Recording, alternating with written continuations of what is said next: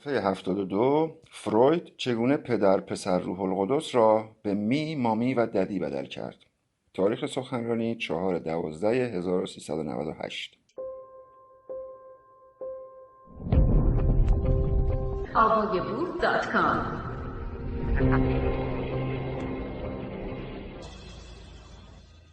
برخی از دوستان برانداز میخواهند ریشه های انزجار مرا از گه مسلمانات بدانند.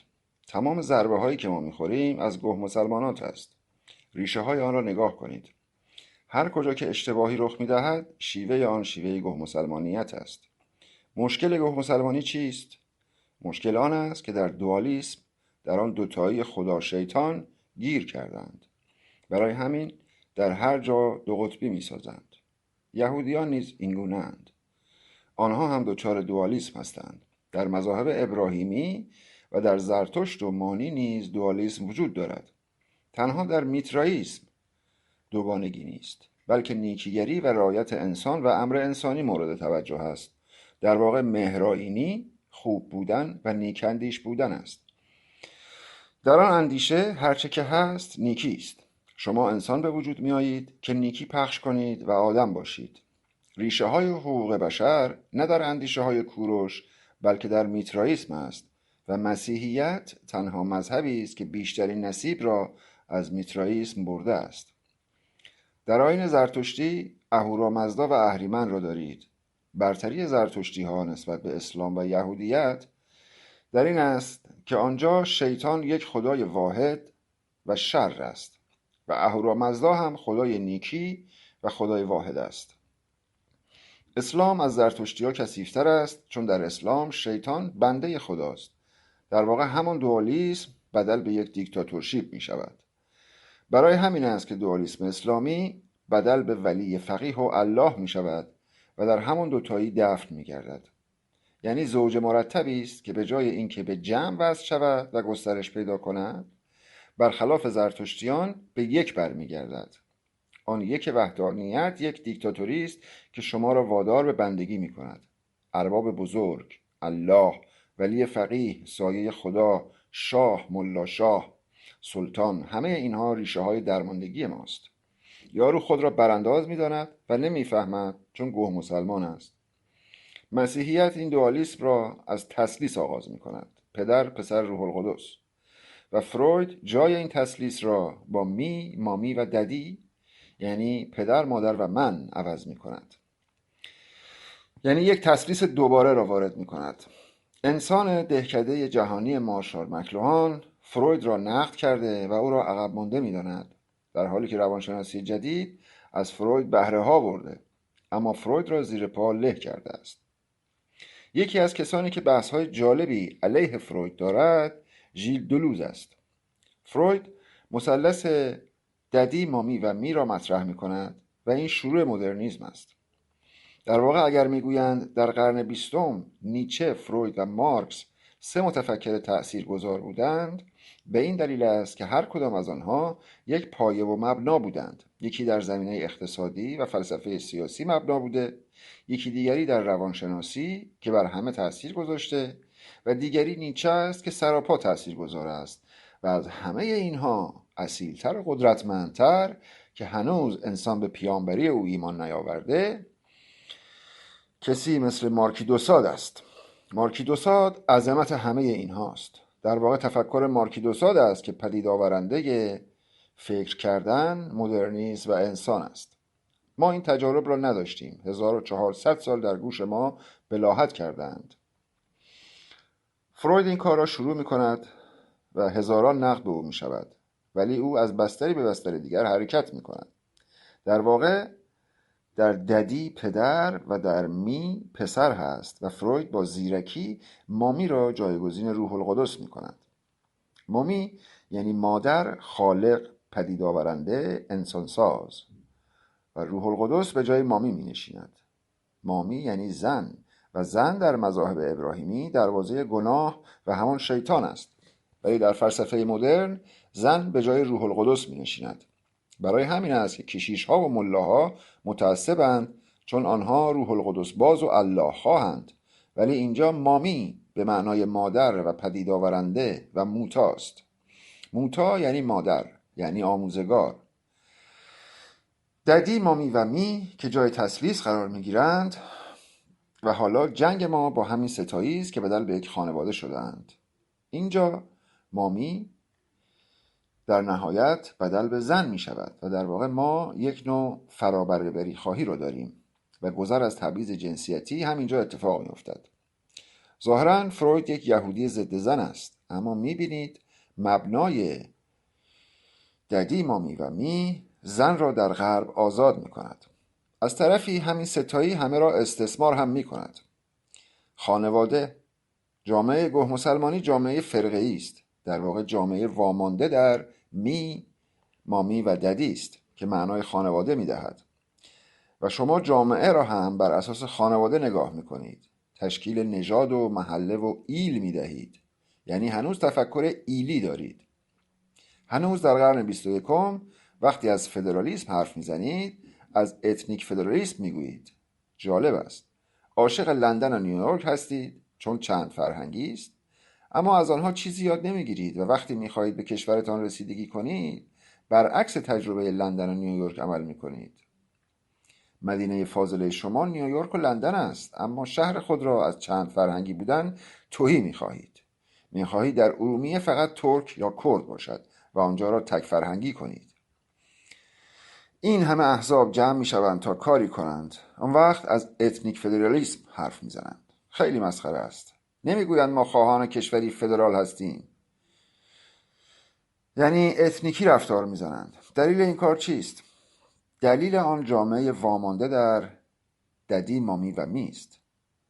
وامانده در خرافه. در اوج پیروزی طاقت شعف و شادی را ندارید چون مازوخیست هستید. زمانی که باید برای پیروزی و عدم شرکت مردم در انتصابات جشن بگیرند از ویروس کرونا و هراس از آن حرف میزنند. تو پرانتز در انتصابات سال 1398 96% از مردم ایران آن را تحریم کردند و در آن شرکت نکردند و تمام بنرهای انتصاباتی کاندیداها را به آتش کشیدند و پاره کردند. این امر رسوایی 100% حکومت را رقم زد، اما هیچ تریبون و کانالی به این پیروزی بزرگ نپرداخت و آن را به طور کامل سانسور کردند.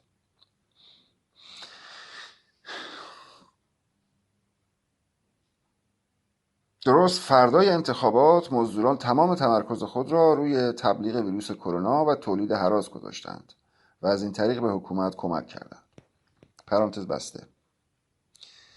یک گوه مسلمان شبیه علی جوانمردی توانست این کار را بکند و امثال جوانمردی زیاد است. آنها آدم‌های بیسواد و ابله مانده در حوزه ددی، مامی و می هستند.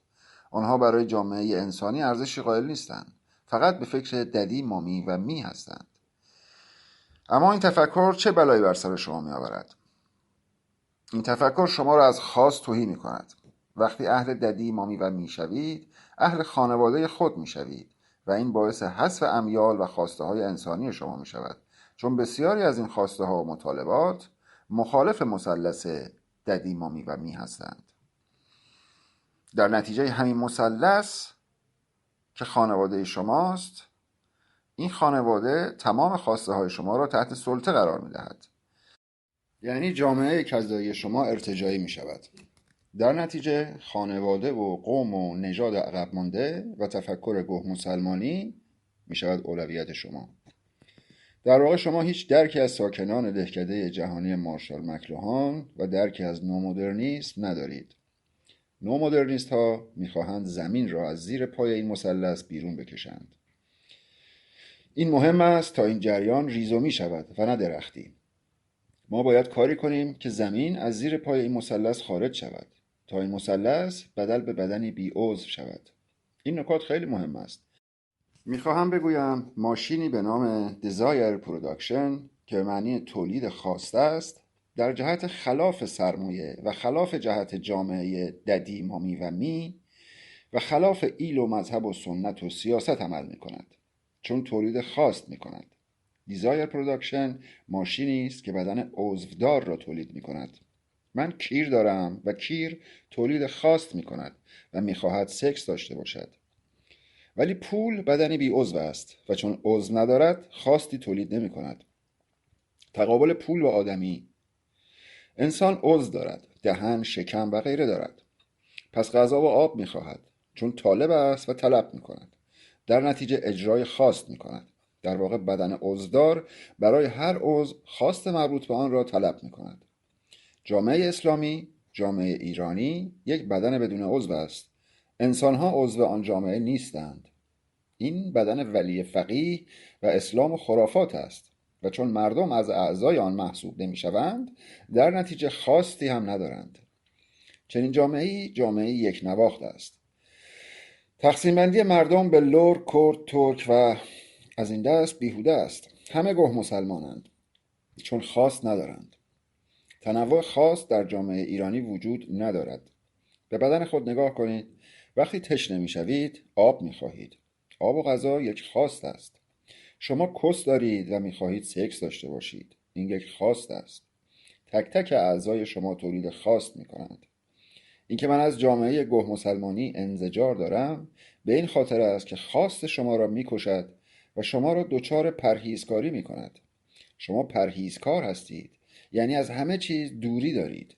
در واقع شما بی نیاز نیستید، بلکه علیه خواست خود اعتصاب میکنید. چون خواست تولید شعف میکند، شما آن را سرکوب و اندوهبار میکنید و در اوج پیروزی یک غم را جایگزین میکنید. شما در انتصابات 1398 پیروز میشوید، اما به جای شادی کرونا را جایگزین میکنید. جالب است. اگر بدن شما صاحب عضو باشد، عضو تولید خواست میکند. این امید و آرزو نیست، خواست انسانی است. و این بدین معنا نیست که ما به دنبال خواست باشیم. خود خواست مهم نیست، یعنی لذت خواستن اهمیت دارد. در واقع لذت مهم است. این بحث اساسی ماست و در حزب ایران آنارشیست این سیاست را باید دنبال کنیم. ما چگونه میتوانیم از شر این مثلث خلاص شویم؟ ما سیطره ددی، مامی و می را داریم که سبب کاهش و سرکوب خواست شده. جامعه غرق شده جامعه بیخواست است، چون پرهیزکاری دینی باعث سرکوب خواسته ها شده و این هنر است. آدم پرهیزکار یعنی کسی که خواسته های خود را سرکوب کرده. او بی نیاز نیست و خواست دارد، اما آن را سرکوب کرده. انسان پرهیزکار یک بیمار روانی است، یک مازوخیست، یک خودآزار. ولی در اسلام او محترم است. الله به او وعده حوری در بهشت و شراب و لذات اینچنینی میدهد. این چیزها مهم است، اما بسیجی و پاسدار و ملا این حرفها را نمیفهمد و شما هم نمیتوانید به او بفهمانید، چون او ابتدا باید الفبا را یاد بگیرد تا بتواند حرفهای ما را بفهمد. او وحشیگری را میفهمد، چون یک تازی است، یک بادیسی چی. او میخواد از هر طرف گردنت را بزند و تو هنوز به این فکر میکنی که با این زامبی انسان نما چگونه انسانی رفتار بزنی و هنوز به دنبال مبارزه مدنی هستی. پس جامعه ایرانی تحت استعمار مثلث خانواده است. مثلث ایل، سنت، مثلث ددی، مامی و می. در واقع این مثلث مثل یک کلاه میماند و زیر آن بدن و اعضا قرار دارند و ما باید کاری کنیم که زمین بدن ما نباشد، چون اگر زمین بدن ما باشد ما بی بدن میشویم. در واقع ما باید زمین را از زیر پای خود بیرون بکشیم. ما بدنی صاحب عضو میخواهیم. بدن بی عضو یعنی شماتت، یعنی تن دادن به گوه مسلمانی. به جغ زدن توجه کنید. جغ زدن معاشقه بین دو بدن است. یک بدن با عضو که خود توست و یک بدن بی عضو که آن در تخیل شما شکل میگیرد و توهم است. مثل گوه مسلمانی که یک توهم است، چون عینی و انسانی و زیستی نیست. در واقع اغلب اعمال انسانی در فرهنگ گوه مسلمانی ور رفتن با بدن بی عضو است، درست مثل جغ زدن. در واقع در ایران ما در بسیاری از جهات انسانی جغ میزنیم، چون با بدن بی عضو سر و کار داریم. اخبار جامعه گوه مسلمانی را نگاه کنید. ربطی به واقعیت ندارند. همه جغ میزنند. حقیقت و واقعیت برایشان مهم نیست. ناگهان یک شبه توهم مبتلا شدن به ویروس کرونا تمام کشور را در بر میگیرد. همه شبیه هم هستند. گوه مسلمانی. حتی شمایی که مرا میشنوید و فکر میکنید آنارشیست هستید، ایران آنارشیست هستید، هم گه مسلمانید. باید از آن فرار کنید. خیلی مهم است که از چنبره ددی مامی و می فرار کنید. شما باید روی عاطفه کثیف و احمقانه خود پا بگذارید. آیا می توانید باورهای مادرانه و پدرانه خود را که نوعی پرهیز را در خود مستتر دارند بکشید؟ آیا می توانید انسان بی خواست و بی عضو باشید؟ تا چه زمانی می خواهید با بدنهای بی عضو خود را سرگرم کنید؟ انسان یک ماشین حامل پروداکشن دیزایر است. این نکته بسیار مهمی است. یعنی شما باید ببینید که چگونه می توانیم بر اینها غلبه کنیم. میگوید عمری سر کردم در تمنای عشق و ندانستم که در ترک تمناست عشق. توجه کنید این یعنی چه؟ این مثل وانت به معنای خواستن است. وانت با کمبود سر کار دارد. کسی که میخواهد کمبود را تعریف میکند. یعنی چیزی کم دارد که میخواهد. از آن طرف نخواستن هم مذهبی است. پس کسی که میخواهد و فعل وانتینگ را صرف میکند در واقع او هم ناقص است. نخواستن هم احمقانه است، چون هر دو گروه غافلند. اصل در منطق حس است. منطق حس لذت خاص را حجی می کند. در واقع زندگی شناور شدن در لذت است. در حوزه ادبیات زیبایی کتاب آلیس در سرزمین عجایب نوشته لوئیس کارول در مقایسه با کتاب اولیس اثر جیمز جویس در این است که آلیس در سرزمین عجایب عمق ندارد و زیبایی آن در حس بی عمقی و در لمس زیبایی است. چون زیبایی در سطح وجود دارد و این سطح بدون عمق همان بدن بی عضو است. دوباره تکرار میکنم، پول بدن بی عضو است، ولی پول زیبایی سطحی دارد و شما می توانید با پول به هر آنچه که می خواهید برسید. انسان یک بدن با عضو است، چون اعضای آن موتورهای تولید خواست هستند. بدن بی عضو یعنی چه؟ بدن بی عضو یعنی الله. بدن بی عضو تعریف یک ابر او و تعریف یک ابر هو می کند. یک ابر غایب، یک خدا. بدن بی عضو خطرناک است. حس روی پوست قرار دارد و به سمت بیبدنی حرکت می کند. من وقتی شعر می نویسم نمی نویسم، انگار دارم لمس می کنم. کلمات را لمس می کنم و شعرم نوشته می شود. من شعر را نمی نویسم، به دنبال کلمه نمی گردم. من فقط کلمات را لمس می کنم. پوستم شعر را می نویسد، نه انگشت‌هایم. پوستم شعر را لمس می کند. من موسیقی را نمی شنوم. موسیقی از طریق پوست وارد می شود. رقص ارتعاش پوست با سطح هواست. برای همین وقتی عده‌ای ابله شبیه هم میرقصند من تعجب میکنم. همه چیز در ایران تقلیدی است. زنها و مردها شبیه خردادیان میرقصند. هیچ کس شخصیت منحصر به فرد ندارد. جامعه بی شخصیت، جامعه گه مسلمانی.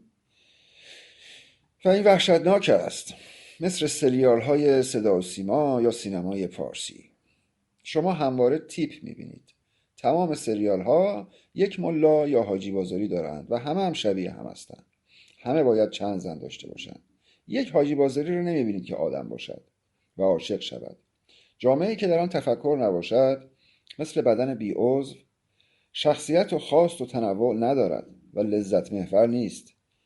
این جامعه پرهیزکار هم نیست، بی شخصیت است. اگرچه آنچه که میخواهد چرنده است اما همان را هم ندارد. جالب است نه؟ نگویید این بحث موتور ربطی به موضوع ندارد. کمی در قضایا عمیق‌تر شوید. ما با ایدئولوژی ها مشکل نداریم. ما با قدیم و با عقب ماندگی و بدبختی مشکل داریم. ما با نفت و سوخت فسیلی مشکل داریم. با آدم‌های فسیل شده و تفکر فسیل و با ایدئولوژی فسیل مشکل داریم. ما ضد پیروپاتالیسم هستیم. من از پدر و از مادر متنفرم. ما ایرانشیست‌ها از فردا آمده ایم. اینها استعاره اند، باید اینها را درک کنید. برخی ابله هستند و به معنا میزنند. من نمیخواهم شما به سراغ معنا بروید. اول استعاره های دور یک معنا را کشف کنید. هر موضوع یک سری استعاره دارد. به درک استعاره برسید، بعد به کشف معنا. ما ذهنیت پیچیده میخواهیم. ذهنیت پیچیده ذهنیت برنده است. گوه مسلمان اصلا نمیفهمد ذهنیت چیست، چون اصلا ذهن و مغز ندارد. او پیشاپیش تسلیم است. میگویند روشنفکر مذهبی. مگر میشود هم گوه مسلمان باشید هم روشنفکر؟ گوه مسلمان یعنی کسی که مغز ندارد و روشنفکر کسی است که مغز دارد و این دو در تضاد هستند. جیمز جویس نویسنده عجیبی است. هنوز کتاب اولیسس او که سالها پیش توسط منوچهر بدیعی ترجمه شده در ایران منتشر نشده است. در ایران همه عاشق اولیسس هستند، اما به نظر من شب زنده‌داری فینگنها شاهکار اوست که هم حجیم‌تر از اولیسس است و همین که به پارسی ترجمه نشده. من از هیچ روشنفکر و منتقد ایرانی اسم این کتاب را نشنیدم. در واقع شب زنده‌داری فینگنها هم مثل اولیسس ساختار جمله‌ای ندارد. فقط می توانید متن را با صدای متن بفهمید. در واقع تنها با صدا می توانید آن را درک کنید. کتاب شب زنده‌داری فینگنها ساختار هذیان دارد و از دلیریوم ساخته شده. هرچه دیوانه‌تر و چندگانه‌تر باشید، بیشتر می توانید از عقده اودیپ، از سلطه ارتجاع، از ددی و مامی و می و از سرمایه‌داری گذر کنید. هذیان یعنی پیچیده بودن. چرا ما تکنیک های جنون را در خیابان پیاده می کنیم؟ یک جای شما خواسته هایی دارید که این خواسته ها در ناخودآگاه شما گردآوری شده و شما نمیدانید. شما نیستید. شما از قهرمانان قیام آپانگان، قیام آبان 1398 در محله ستارخان نیستید. 3 تن از این جوانان در آستانه اعدام هستند، چون بر اساس یک خواست انسانی دچار دلیریوم انقلابی شدند. میگویند دلیریوم هذیان است، اما اینطور نیست. در واقع این حقیقت ناخودآگاه شماست که برای مردم برمیخیزد و ناگهان کل ستارخان تهران را نمایندگی میکند. در آپان نیکیتا اسفندیاری 14 ساله کشته میشود و چون دختر بود جامعه گوه مسلمانی او را عزیز و بزرگ جلوه میدهد، اما او دیگر نیست. برای اویی که نیست خود را میکشند. قاضی صلواتی 3 جوان را به اعدام محکوم میکند. 3 نفر که حاوی دلیریوم بودند،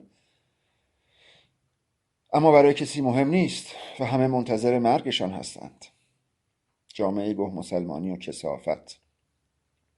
اصلا چنین چیزی برای خبرنگاران اهمیت ندارد، در حالی که این 3 نفر پدید آورنده و لیدر قیام آبان بودند.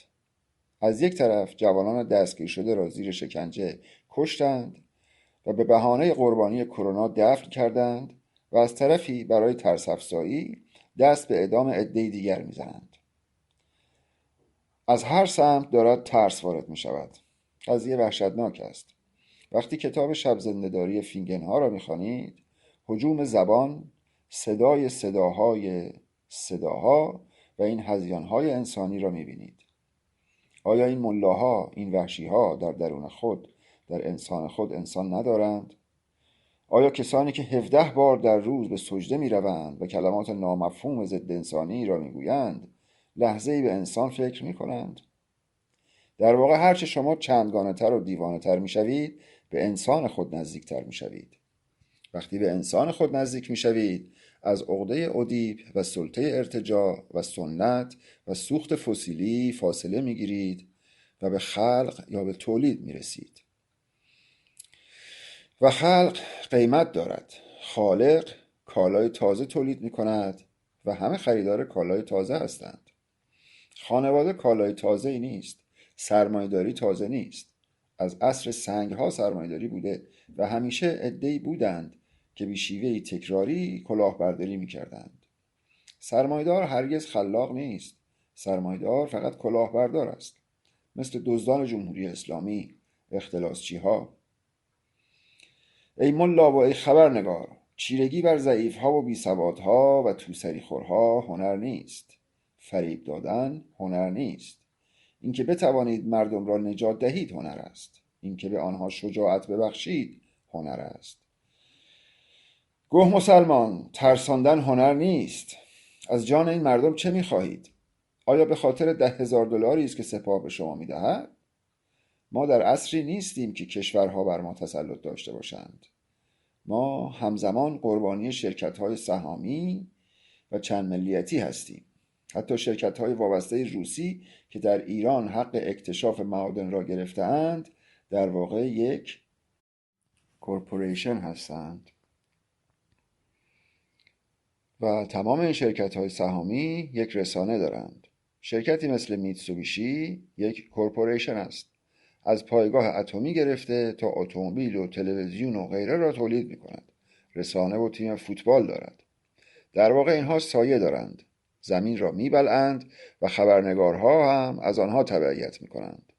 فاکس نیوز یک عضو از یک کورپوریشن سرمایه‌داری و رسانه‌های شرکتی است. تصور نکنید که این خبرنگارها هویت مستقل دارند. خبرنگارها بدنهای بی عضوند. در واقع ممکن است خود عضو بدن دیگری باشند.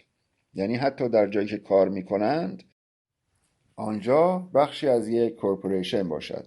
مثلا صدای آمریکا جزئی از یک کورپوریشن است. یک کورپوریشن به اسم دولت آمریکا، چون آن هم یک شرکت است. اکثر اوقات صاحب سهام‌های این کورپوریشن سازمان‌ها هستند و ناگهان می‌بینید که 8 نفر نیمی از سرمایه دنیا را در اختیار دارند. این وحشتناک است. این حکایت همان گه مسلمانی است. جایی مثل آمازون 10 میلیون دلار برای کسانی که قصد تحقیق پیرامون علل آلودگی زمین و پیشگیری از گرمتر شدن زمین را دارند هزینه می‌کند. زمین که گرمتر شود آبها پیشروی می‌کنند و سرزمین‌های بسیاری به زیر آب می‌روند و اگر همینطور ادامه پیدا کند و زمین 1 درجه دیگر گرمتر شود نیمی از بنگلادش به زیر آب می‌رود و در این صورت 60 میلیون نفر آواره و بدل به پناهنده خواهند شد. این موضوع تولید معضل می‌کند و تعادل دنیا را به هم می‌زند.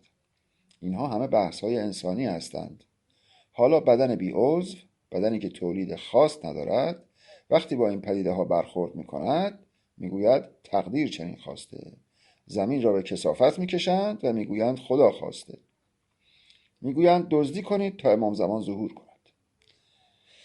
وقتی از جامعه گه مسلمانی حرف میزنیم تازه از یک جامعه پیشاددی مامی و می حرف میزنیم. یعنی جامعه گه مسلمانی جامعه پیشادوالیستی است. ما جامعه زرتشتی را قبول نداریم چون دوالیستی است. اما همین جامعه خیلی بهتر از جامعه گه مسلمانی است چون اهریمن بنده اهورامزدا نیست، ولی در قرآن شیطان بنده خداست. حالا شیطان کیست؟ لیلیس زیبا، زن اول حضرت آدم. به نشان شناسی و اسطوره شناسی اینها توجه کنید. اسطوره شناسی مذاهب ابراهیمی انسان را به وحشت می اندازد. چرا این نگاه خبیث باید عالمگیر شود؟ خیلی وحشتناک است. اساسا من نسبت به ایده ها گارد ندارم و عاشق ایده ها هستم و تقریبا تمام مذاهب را خواندم. مدتی حکمت هندی و انواع عرفانهای یهودی و سرخپوستی و عارفان و صوفیستهای هندی را دنبال میکردم، از چوپرا گرفته تا سای بابا و اوشو. به همه اینها و حتی غالطاق‌های سیاسی آنها هم توجه داشتم. این کار به شما بعد می‌دهد و می‌فهمید که اساساً زندگی بر مدار غلط می‌چرخد، به خاطر اینکه هیچ کس خودش نیست. هیچ کس قبول مسئولیت نمی‌کنند. چون آدم‌ها بدن دارند. آدم‌ها سعی نمی‌کنند زمین را از زیر پای خود بکشند. چون تا وقتی زمین هست، زمین بدل به بدن شما می‌شود و ناگهان می‌بینید در زیر زمین جهان زندگی می‌کنید. چون زمین زیر پا را بدن خود قرار دادید. هر کدام از شما یک هستی یا بینگ هستید، یک پدیده، یک نیو بینگ. در واقع این بوده اگر خودش نباشد بدل به وانموده می شود، تکراری می شود، مثل تمام گه مسلمانات. شما چقدر با پدرتان یا با همسایه خودتان فرق دارید؟ همه ایتان مثل هم هستید، ولی آن کسی که دارد اعدام می شود خواست خود را هجی کرده. در قیام آپانگان، قیام آبان 98، دلریوم به سراغش می آید. هذیان انقلابی، هذیان آواز انقلابی است. در هذیان خودت نیستی، آن شور انسانی است. بعد عده‌ای می خندد و می گویند فدای ما شد. اما این جوانان نمی میرند. آنها تولید زیبایی می کنند. ما برای مرگ آنها گریه نمی کنیم. متاسفیم که عده‌ای زامبی چون قاضی صلواتی به آنها حکم اعدام می دهند. ما فقط متاسفیم، چون اینها نمی میرند. قهرمان را مگر می شود کشت؟ در واقع اینها قبول مسئولیت و قبول نجات کردند و خواستند خود را نجات دهند و بر دیگران منت نمیگذارند. کسی مثل قاضی صلواتی را با محمد رجبی، سعید تمجیدی و امیر حسین مرادی قیاس کنید. اینها ماندگارند. اینها انسان را هجی کردند و خواستند از ددی مامی و می بگذرند. اینها خواستند جامعه را تعریف کنند. در واقع میخواستند بدن عضودار تولید کنند، اعضایی که خواست دارند. مرادی، رجبی، تمجیدی و نیکیتا اسفندیاری هر کدام یک عضو هستند، چون آنها خواست را هجی می کنند. جامعه‌ای که خواست و ایده و شخصیت‌های متنوع نداشته باشد و تنوع طلب و مملو از خرد فرهنگ‌ها و چند زبانی نباشد، جامعه بسته و محدود و گه مسلماناتی است. برای همین از کسانی که بیرون کردن کردها از گیلان فکر می کنند، اما خودشان در لندن که جامعه چند فرهنگی زندگی می کنند، حالم به هم می خورد. آنها حتی وقتی به سراغ فدرالیسم می آیند، از اتنیک فدرالیسم حرف می زنند. در واقع فدرالیسم در ایران مصداق ندارد، چون ایران کشوری یک تیکه است و فدرالیسم برای تجمع تکه پاره هاست، مثل گرجستان، ارمنستان، پاکستان و از این دست. فدرالیسم در این کشورها قصد متحد کردن این تکه پاره ها را دارد. اما ما متحد هستیم و یک کشوریم. فدرالیسم در صورتی خوب است که بتوانیم جمهوری آذربایجان، عراق، گرجستان و از این دست سرزمین ها رو به کشور خود متصل کنیم و اینجاست که ما با ایالات متحده ایران روبرو خواهیم بود. و خب این زیباست. اگر بتوانیم کردستان را با خود متحد کنیم، کردستان ایالت بزرگ ماست و شاید بتوانند کارگردانی ایران را در دست بگیرند، یا هر جای دیگری که اهل ابداع و انسانی تر است و بتواند آزادی و ثروت بیشتری تولید کند. سرمایه و پول بدنی بی عضو هستند. عضو داشته باشید، نه عذر. تا صفحه 80 تا سر راهیان مشهد تا کربلا. صفحه 80 راهیان مشهد تا کربلا. تاریخ سخنرانی 1/6/1397. پیاده روی کربلا یک حرکت مذهبی و فرهنگی نیست، بلکه حرکتی به شدت سیاسی است که پشت آن یک تجارت هم هست. از تجارت فجیع‌تر جامعه را تخمیر می کنند. حرکتی ورزشی است که به ظاهر پیاده روی می کنند، ولی طی این پیاده روی دعای ندبه می خوانند. جمعیتی که حتی نمیفهمند چه چیزی را تکرار می کنند.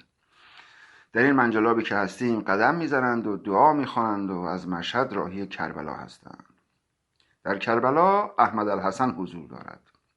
از آنجا که ما منابع نفت و گاز داریم، پس چند قدم از ترکیه و پاکستان جلوتر هستیم. احمد الحسن میگوید نگران فقر نباشید. اگر فقر جدید نبود، امام زمان مژده آمدن نمیداد. این یعنی چه؟ یعنی اگر دزدی ها اتفاق افتاده و قیمت دلار بسیار بالا رفته و ایرانیان به بدبختی دچار شده‌اند، خیلی هم خوب است، چون این شرایط و دزدی ها باعث شده که امام زمان مژده آمدن بدهد و اخطار میدهد که مردم مواظب باشید، ممکن است سفیهانی حمله کنند. عزیزان، اینها اعتقادات موهومی است که از مساجد برمیخیزند. این اعتقادات با ما کار دارند. از مشهد تا کربلا پیاده روی میکنند، به احمد الحسن پل میزنند و بعد میگویند بدبختی و فقر خیلی خوب است، چقدر خوش رستگاریم که خامنه ای را داریم که ما را به این بدبختی رسانده و چقدر خوب است که امام زمان میآید که با شمشیر در مقابل بمب اتم خواهد جنگید و همه ما را به کشتن خواهد داد تا رستگار شویم، چون به بهشت میرویم. مرگ دلخواه، مرگ ابلهانه، سفر به سمت شهادت از مشهد تا کربلا، نزد اسطوره شهادت حسین صحرای کربلا. همان که یک بطری شراب و زنی کمر باریک دستمان میدهد اگر شهید بشویم. این یعنی زندگی ممنوع. این یعنی ما رنگ خوشی را نخواهیم دید. این یعنی غرب به نخست وزیر پاکستان میگوید که همسرش در مراسم تحلیف یک نقاب بر چهره داشته باشد و صورت خود را بپوشاند. اگر قبلا روسری به سر داشت، اکنون بسیار فجیع‌تر و باید با نقاب در این مراسم حاضر شود. ای قهرمان کریکت، فقط باید دو چشم همسرت دیده شود. برق اپوش باش و نقاب بزن که ما در ایران دختران خیابان انقلاب نداشته باشیم. تا به دختران خیابان انقلاب بگویند بانوی اول پاکستان را ببینید که چقدر مدرن است، فقط دو چشمش دیده می شود. ببینید که چقدر مسلمانند، یاد بگیرید. در ترکیه اردوغان را داریم که همه ماجرای او را می دانند. اردوغانی که بخشی از کشور ما را مدهوش کرده است. اردوغانی که در آذربایجان یا آذربایجان غربی توطئه می کند. اردوغانی که کسی با وی کاری ندارد، اما او در امور داخلی کشور ما دخالت می کند. اردوغانی که پانتورکیسم را در ترکیه تولید می کند و آموزش می دهد و به آذربایجان غربی و شرقی منتقل می کند. اردوغانی که اغفال می کند. کسی که به علیوف وعده می دهد. اردوغانی که در امور کشور ما ایجاد اختلال می کند ولی کسی نیست که به وی اعتراضی بکند، چون کار مسلمانی می کند. اردوغانی که پناه آخر خامنه‌ای جلاد است. اردوغانی که به افرین حمله می کند و کسی جلویش را نمی گیرد. اردوغانی که چون مثلا مسلمان است دریای خزر را تصاحب می کند و باعث سقوط ارزش پول خود می شود. اردوغان یک دلال است که معامله و ریسک می کند. ممکن است ابتدا ضرر کند ولی در نهایت به نفع او تمام می شود. چرا اردوغان از ایران حمایت می کند؟ چرا اردوغان از تحریم آمریکا علیه جمهوری اسلامی حمایت نکرد؟ این همه بدبختی داریم و جوانان ما در خراسان معطل خرافات و بلاهت می شوند. رئیسی تروریست برای این جوانان سخنرانی می کند تا به سمت کربلا حرکت کنند. خزر را کول کردند و دزدیدند و این جماعت ابله میخواهند بروند کربلا را نجات دهند و در همان حال دعای ندبه بخوانند که خزر آزاد بشود. این بلایی است که اسلام سرمان میآورد. فریبمان میدهند و ما را به بدبختی میکشند. اینها در دل ایرانی ها دانه پاشیدند تا اسلام بروید و مدام جلوی چشممان باشد. این طرف زن برق اپوش ببینیم، چون تلویزیون ها این تصویر را برای نشان دادن به دنیا لازم دارند.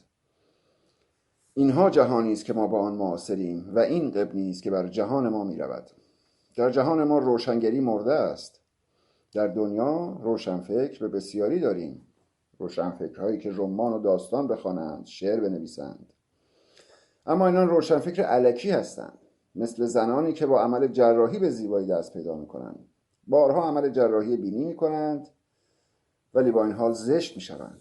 در ایران همه چیز ظاهری شیک دارد. هر چیزی که ابلهانه باشد در ایران شیک است. خیلی ها لباس های گران قیمت و مارک میپوشند چون احمق هستند. جنس و کیفیت یکسان را به دلیل اینکه مارک خاصی دارد به 10 برابر قیمت میخرند و پوز هم میدهند که جنس را گرانتر خریدند و برند است. دین واقعی این حرف هاست. مبارزه واقعی درک و انتشار و تبلیغ این حرف ها و برقراری دیالوگ با مردم است. دین از دانایی است. برای اینکه مردم را دینی کنید به آنها دانایی بدهید. مردم را دینایی کنید، نه مذهبی. مذهبی یعنی احمق. مذهب یعنی ایدئولوژی، یعنی محل عبور. ذهب میاد در وزن مفعل و میشه مذهب، یعنی فقط یک راه که منجر به یک خدا و وحدانیت بشود. اگر هم منظور مذهبی یک خدا باشد، چرا فقط یک راه؟ هزاران راه وجود دارد. لااقل مذهب میتواند ادعا کند که کوتاه‌ترین و بهترین راه را ارائه میدهد. ولی چرا فقط یک راه؟ مگر خدا مقصد نیست؟ به خدا که از هزاران طریق میتوان رسید و به هزاران مقصد از هر طریقی میتوان رفت. مثلا برای رسیدن به کلکته راه‌های متعددی وجود دارد، ولی مذهب میگوید فقط یک راه وجود دارد که این ادعا همه چیز را خراب و جامعه را دوالیستی میکند. کسانی که آن راه را انتخاب میکنند و کسان دیگری که مسیر دیگری در پیش میگیرند. همه آنها به غیر تبدیل می شوند، به غریبه تبدیل می شوند. جامعه مذهبی جامعه غیرساز و غیر خودیساز است، چیزی که در جمهوری اسلامی به شدت قابل مشاهده است. ما چگونه می توانیم بدون اینکه به اسلام و اعتقاد کسی بر بخورد از این فضای سمنتیک دوالیستی، خیر و شری و دوتایی گذر کنیم؟ این اعتقاد همه جا هست. هر کاری که بکنیم همین اسلام وجود دارد و اسلام دلیل بدبختی ما و دلیل بدبختی جوانان ماست. وقتی که باید اعتراض کنند و به فکر خزر باشند، از دل مشهد به کربلا پیاده روی میکنند، به خاطر اینکه به بهشت بروند. چون این فرهنگ شهادت است و ماه محرم نزدیک است، قرار است تا 40 به کربلا برسند و مزخرفات این چنینی را مدام پررنگتر میکنند. این هیپنوتیزم جامعه‌ای به خواب رفته است. شما ایران آنارشیست ها مانند خطیبی هستید که در یک گورستان با یک میکروفون برای مرده ها سخنرانی می کند. ولی این کار را بکنید، چون ممکن است همه نمرده باشند و کسی در یک گور زنده باشد و صدای شما را بشنود. این عمل بیفایده نیست. من این را نهلیسم کنشمند می نامم. هر آدم نهلیستی با شعور است، ولی عده‌ای نهلیست منفعل هستند که کارشان به خودکشی می رسد. عده‌ای هم معناساز هستند و به این فضای فجیع بی‌معنایی معنا می‌بخشند. برای شما حرف می‌زنند و تجربیات خود را به اشتراک می‌گذارند. می‌خواهند جهان و معنای تازه‌ای بسازند. مبارزه را تعریف می‌کنند. مبارزه‌ای که ما را به اورگاسم می‌رساند. در ایران به راحتی همه را برای پول بیشتر فریب می‌دهند و می‌گویند بدبختی خیلی خوب است، ناراحت نباشید اگر مردم فقیر شدند. میگویند آمریکا کار اشتباهی کرده که ایران را تحریم کرده و مردم فقیر میشوند، ولی فقر نشانه ظهور است. اینان میگویند بگذارید ملاها و ما چپاول کنیم تا امام زمان ظهور کند. خب چرا خامنه‌ای و پسرانش گدا نشوند؟ چرا حسن روحانی و دخترش دو ملیتی باشند و دخترش در انگلیس زندگی و عشق و حال کند و مردم فقیر بشوند؟ چرا اینها که منتظر ظهور هستند خودشان فقیر نشوند؟ تمام بدبختی ها برای ایرانیان است. ملاها و سیدات و کسیفی ها از شما نیستند. اینها خودشان سید و سالار هستند. اینها همان حکومت غاصبند. بعد برخی از دوستان میگویند ما نباید به مسجد حمله کنیم. اتفاقا ما باید به مسجد حمله کنیم و تمام حسینیه ها و تازیخانه ها، بقعه ها، امامزاده ها، مساجد، حوزه های علمیه و پایگاه های بسیج و سپاه و سنخته را به کوکتل و آتش بسپاریم. از هر شیوهی که میتوانید باید مردم را آگاه کنید. حرف بزنید و آگاه کنید. فریب ندهید، راست بگویید. عکس‌هایی از دارایی‌های خانواده‌های سران تروریست حکومت منتشر کنید. تمام اموال آنها از مردم ایران دزدیده شده و باید پس گرفته شود. مثلا عکسی از کفش چند هزار دلاری روحانی یا عصا و انگشتر بنفش خامنه‌ای، انگشتری که معادل ثروت 6 خانوار است. باید روشنگری کرد. دروغ‌هایی را که به مردم گفته شده آشکار کنید. باید بگویید که سیاوش خیلی پیشتر از حسین بوده و قبل از حسین ایرانیان سیاوشان را داشتند و به تاسوعا و عاشورا سیاوشان میگفتند. از ظرفیت‌هایی که در شما وجود داشت داستان‌های دیگری ساختند و به عرب‌ها نسبت دادند. به مردم بگویید که همه داستان‌هایی که در مورد مهدی میگویند مربوط به سوشیانت است که هزاران سال قبل از آن میزیسته. این شمشیر ذوالفقاری که به علی نسبت میدهند شمشیر مهر است و علت اصلی که برخی از ترک‌ها و کردها مولا علی را میپرستند به خاطر مهر است. چون این مناطق همه معتقد به میترائیسم بودند و اسلام مهر را طی دوران مختلف حذف کرد و علی قاتل و ایرانی و ایرانی کش را به جای آن نهاد. مردم کردستان ترکیه فعلی، آسیای صغیر و آسیای میانه همه میترائیست بودند و این شمشیر ذوالفقار شمشیر مهر بود. این شمشیر نشانه دارد. اگر از اهل تسنن بپرسید میگویند همه این حرفها مزخرف است. اصلا آنها میگویند علی در مسجد کوفه خطبه ایراد کرده که گفته من محمد، عیسی و موسی هستم. این همان خطبه معروف مهر است که گفته همه من هستم. به مردم نشان دهید که چه کسی هستند و از کجا آمده‌اند. مناسک کلیسا و کتاب‌های باستانی و نتیجه تحقیقات خود را نشان دهید. بگویید موسیقی کلیسا از کجا نشأت گرفته. بسیار قبلتر از عیسی در مراسم میترائیست‌ها و بعد در مراسم مانوی‌ها و بسیاری از آیین‌های ثانوی که از مانوی‌ها گرفته شده است این مراسم وجود داشته. ایرانیان این مباحث را نمی‌دانند، چون 1400 سال فریبشان دادند و دروغ شنیدند. اگر همه حقیقت را یک جا به مردم بگویید بالا می‌آورند. این ارسی مهم است، باید رعایت شود. نباید اشتباه کمونیست ها را مرتکب شوید. باید شعوری و آهسته مردم را با خود همراه کنید که بفهمند شما خود مردم هستید، تا مردم بفهمند که شما فقط چند کتاب بیشتر خوانده اید. مردم بفهمند که شما اسلام را بیشتر از آنان میشناسید. میگویند قرآن معجزه است. همین دعاهایی که نوشته‌اند نظیر الهی قلبی محبوب و نفسی معیوب و عقلی مغلوب و طاعتی قلیل و ادامه. ببینید که قافیه ها چقدر زیبا نگاشته شده‌اند. اگر شاعر باشید چه از لحاظ قافیه، رایم و ریتم نثر متوجه میشوید که این را یک انسان نوشته است. حال این را با قطعه بندی قرآن از هر لحاظ مقایسه کنید. این دعا از قرآن بسیار زیباتر است، اما میگویند معجزه پیامبر است، چون هیچ شاعری نمیتواند به عربی چنین چیزی بنویسد. نمیفهمند، چون اینا هم برای مردمی حرف میزنند که عربی نمیدانند و زبانشان فارسی است. به این مردم فریب میخورانند. برای موزل یک ایراناشیست ناگزیر است که در مراسم محرم به وظیفه خود عمل کند. وظیفه شما پیامبری و پیام رسان بودن است. شما پیامبر ایراناشیست هستید. باید مردم را آگاه و با خود همراه کنید. مگر نمیگویید همه کارهای ما ریزامی است؟ مگر نمیگویید ما باید به طور عملی یار داشته باشیم؟ مگر نمیگویید میخواهید در سایر گروه ها با هسته ها آشنا بشوید؟ کسی نمیتواند هسته دیگر آن شهر را به شما معرفی کند. ممکن است یکی از این هسته ها جاسوس باشد و شما لو بروید. پس اصلا این ریسک برای چیست؟ اگر شما یار بیشتر میخواهید، یار خودتان را بسازید.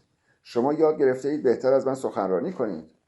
مگر در گروه حزب براندازان و حزب ایراناشیست به خاطر حرفهای من عضو نشده اید؟ مگر حرفهای من شما را در این گروه جمع نکرده است؟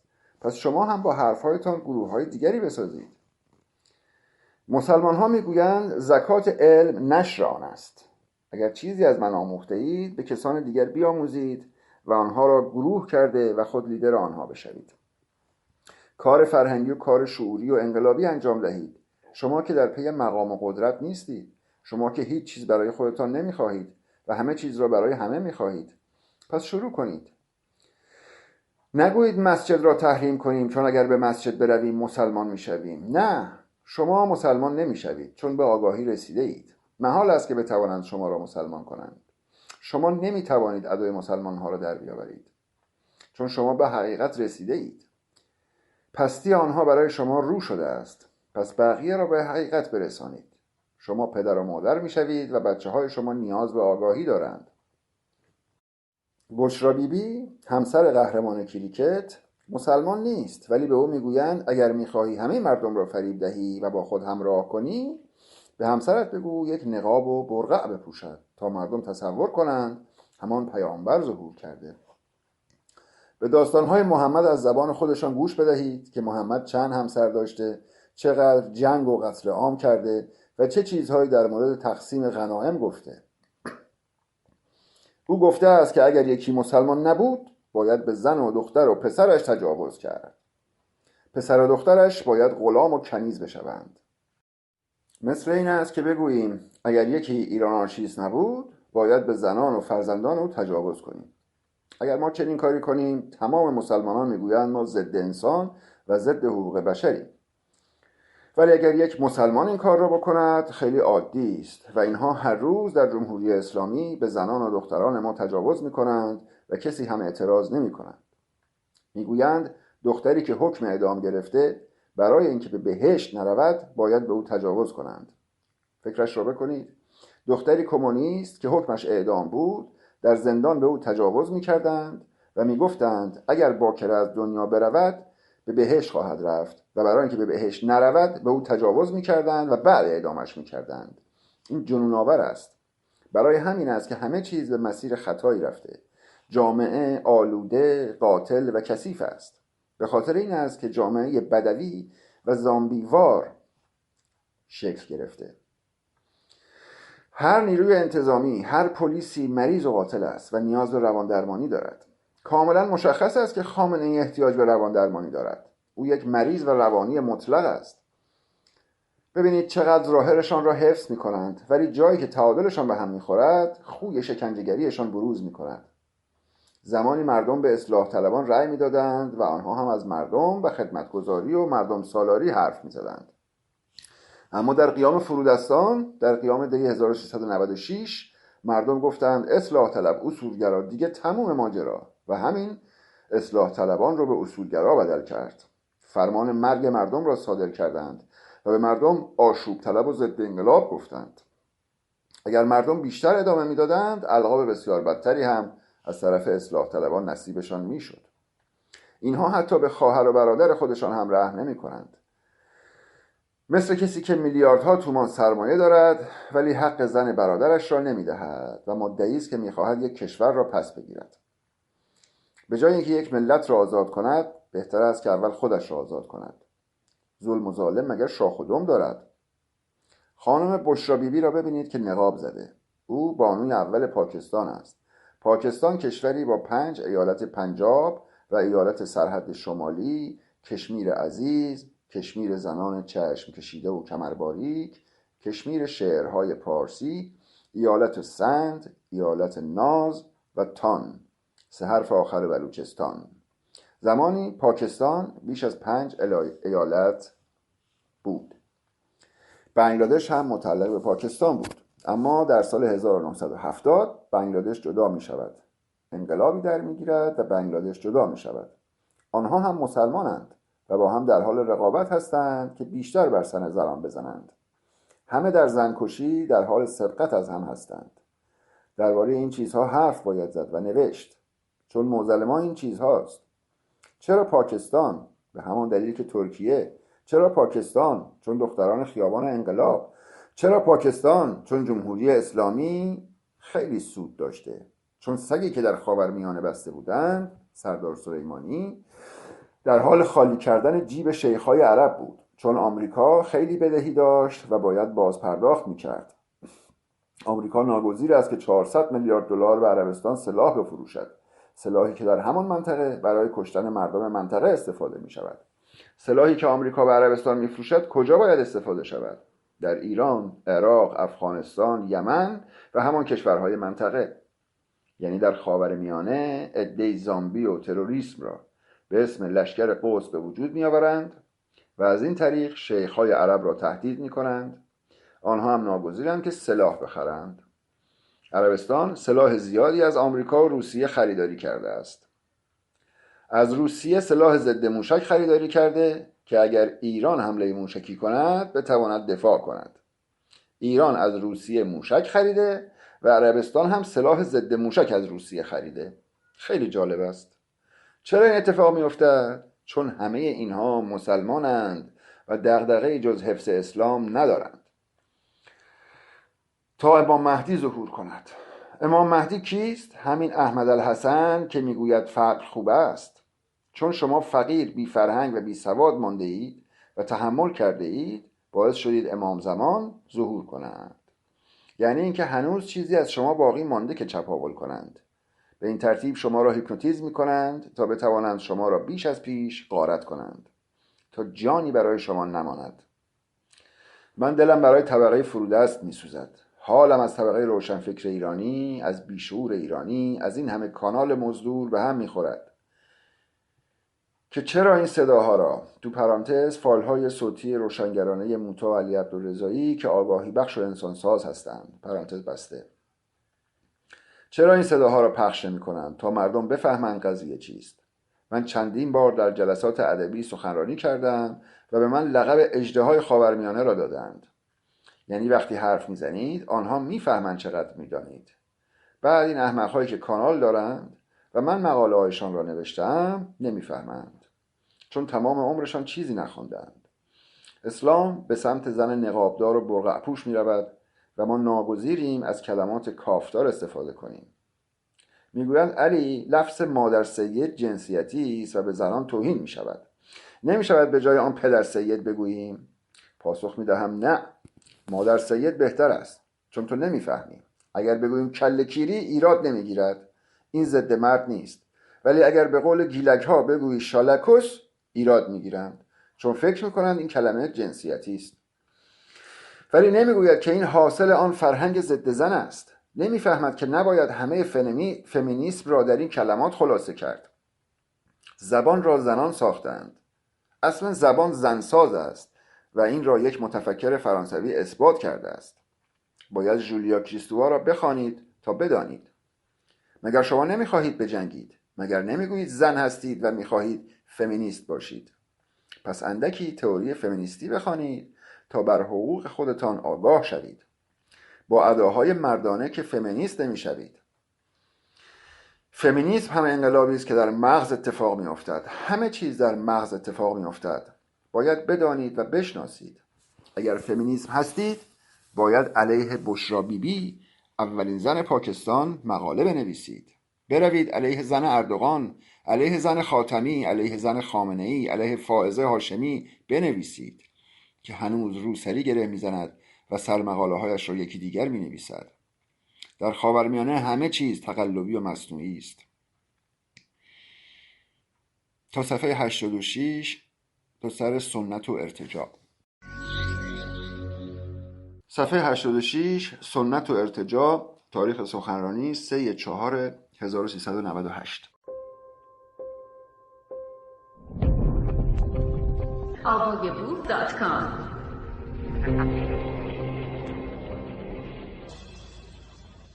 پیش از آن که با یک مفهوم، سوژه یا نامیده آشنا شوید، باید استعاره های آن نامیده را بشناسید. ما وقتی از گذشته حرف میزنیم باید به نامیده های کناری آن توجه کنیم. به کسی مرتجع میگوییم که کهنه و سنتی است. به عنوان مثالی از پست مدرنیسم، بعد از جنگ جهانی دوم، چون در آلمان با کمبود محلهای سکونت مواجه بودند، آپارتمان‌های بسیار کوچکی ساخته شدند. در این فضاهای کوچک حریم شخصی رعایت نمی‌شد و این مشکل سبب افسردگی و خودکشی افراد می‌شد. در معماری جدید فکر کردند که چه کاری برای جلوگیری از خودکشی انجام دهند.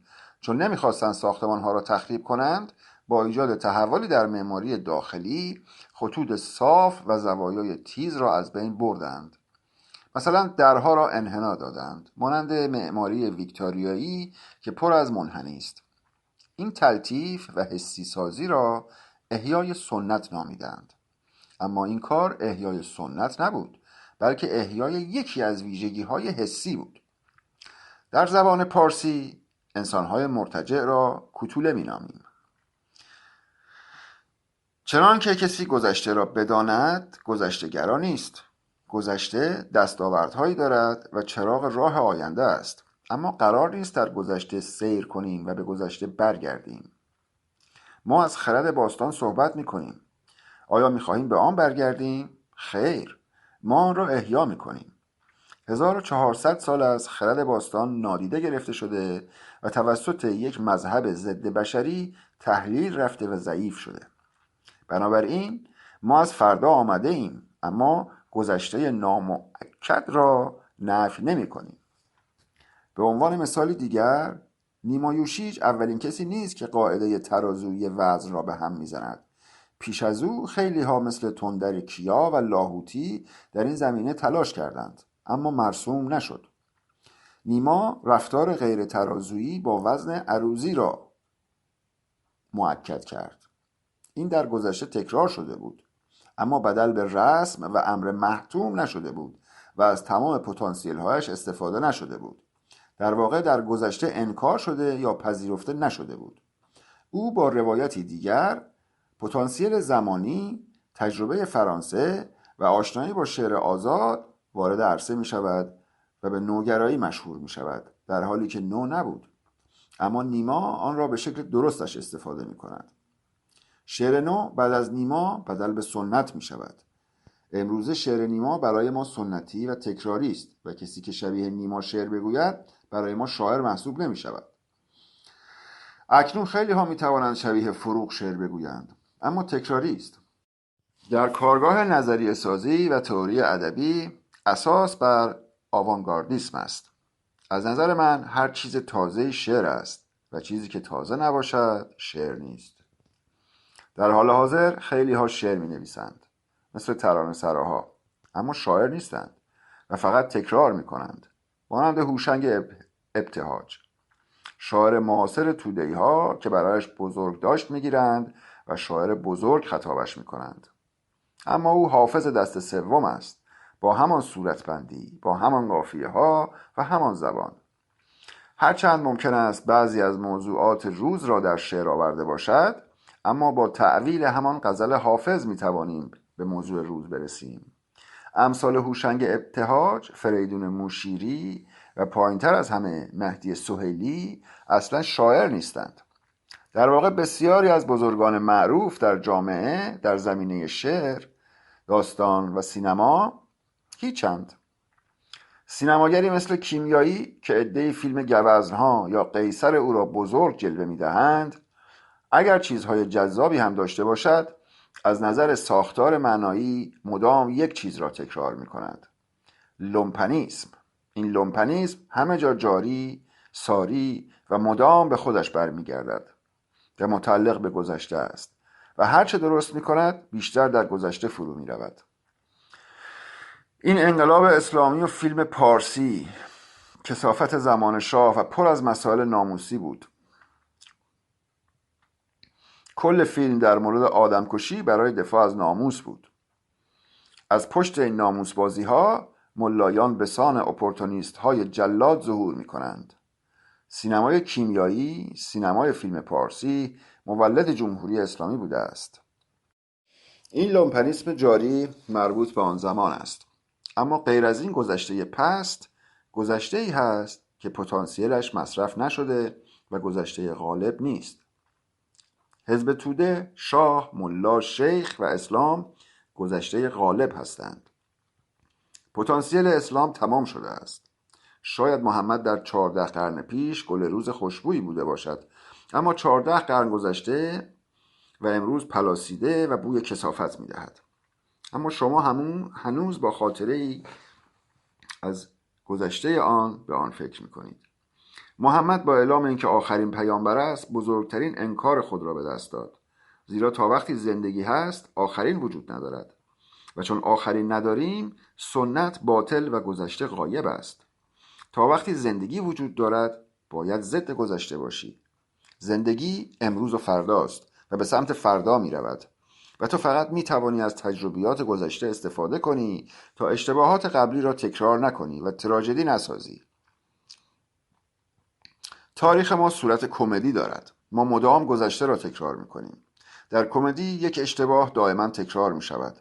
برای همین است که ما کوتوله ایم. این کشور کوتوله هاست.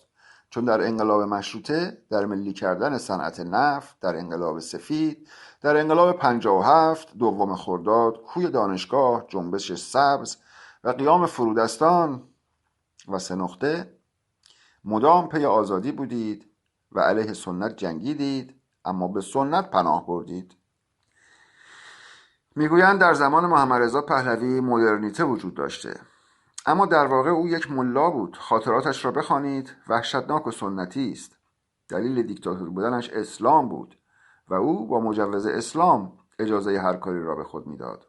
خودش را ولی نعمت و خدا و پدر مملکت میدانست. در واقع او یک فرعون بوده. تورات و مذاهب ابراهیمی این اجازه را به او داده بودند. ما علیه این سنت هستیم.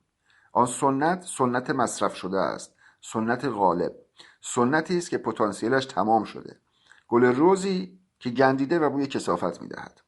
برخی چیزها مربوط به گذشته هستند، اما هرگز بدل به امر محتوم نشده‌اند، بلکه همیشه با آنها مخالفت شده است. مانند لیلیس، تو پرانتز شیطان، به عنوان یکی از مهمترین عناصر اسطوره‌شناسی در مذاهب ابراهیمی. هرچند کهن است، اما همیشه رد شده. شیطان کهن است، اما برای من تازه است. لیلیس شیطان، ابلیس از قدیمی ترین کهن الگوهاست، اما هرگز غالب نبوده و پتانسیلش مصرف نشده. پس برای من نوست. وقتی که من مجموعه شعر لیلاو را می نویسم و لیلیس را مطرح می کنم، دوباره لیلیس را زنده می کنم. از او به حکمت ایرانی پل می زنم. وقتی از حکمت ایرانی سخن می گویم، آن را بازبینی می کنم. معانی و استعاره های تازه برای آن می بافم. چیزی که از گذشته می آورم دیگر گذشته نیست، بلکه نوست، چون قرائت تازه‌ای به آن دادم. در دنیا در هیچ ساختار سیاسی به شما گفته نمی شود که هر وزارتخانه را در یک استان قرار دهید. نمیگویند در هر روستایی یک اداره همه پرسی داشته باشید. نمیگویند برای اینکه نماینده مجلس یا نخست وزیر دیکتاتور نشود باید هر 6 ماه از طریق دفاتر همه پرسی از مردم رأی گیری کنید و عملکرد این نماینده ها را مورد بررسی قرار دهید. با توجه به حکمت ایرانی به اینها میرسیم. نشانه های از این ایده ها در سوئیس هم هست، اما مانند ایران نیست. سوئیس در سال 2015 11 بار همه پرسی داشته. این موضوع آنجا وجود داشته، اما مؤکد نشده و ادارات همه پرسی وجود ندارند. ما آن را بدل به ساختار سیاسی خواهیم کرد. از نظر ما هر 2 هفته یک بار باید همه پرسی داشته باشیم، به دلیل اینکه در کشور ما مردم مستعد دیکتاتور سازی اند. در وجود هر ایرانی یک میکرو دیکتاتور هست. اینکه هیچ آینده‌ای نیست که از دستاوردهای گذشته استفاده نکرده باشد از بدیهیات است. وقتی می‌خواهیم یک فلسفه سیاسی را مورد خوانش درآوریم، اصولی دارد. ما اولین حزب سیاسی در تاریخ کشورمان هستیم که کتاب دارد. احزاب ملی مذهبی، توده‌ای‌ها و غیره یک کتاب هم ندارند. ما در کمتر از 1 سال و نیم 4 کتاب 300-400 صفحه‌ای داریم. این مطالب را باید بخوانید.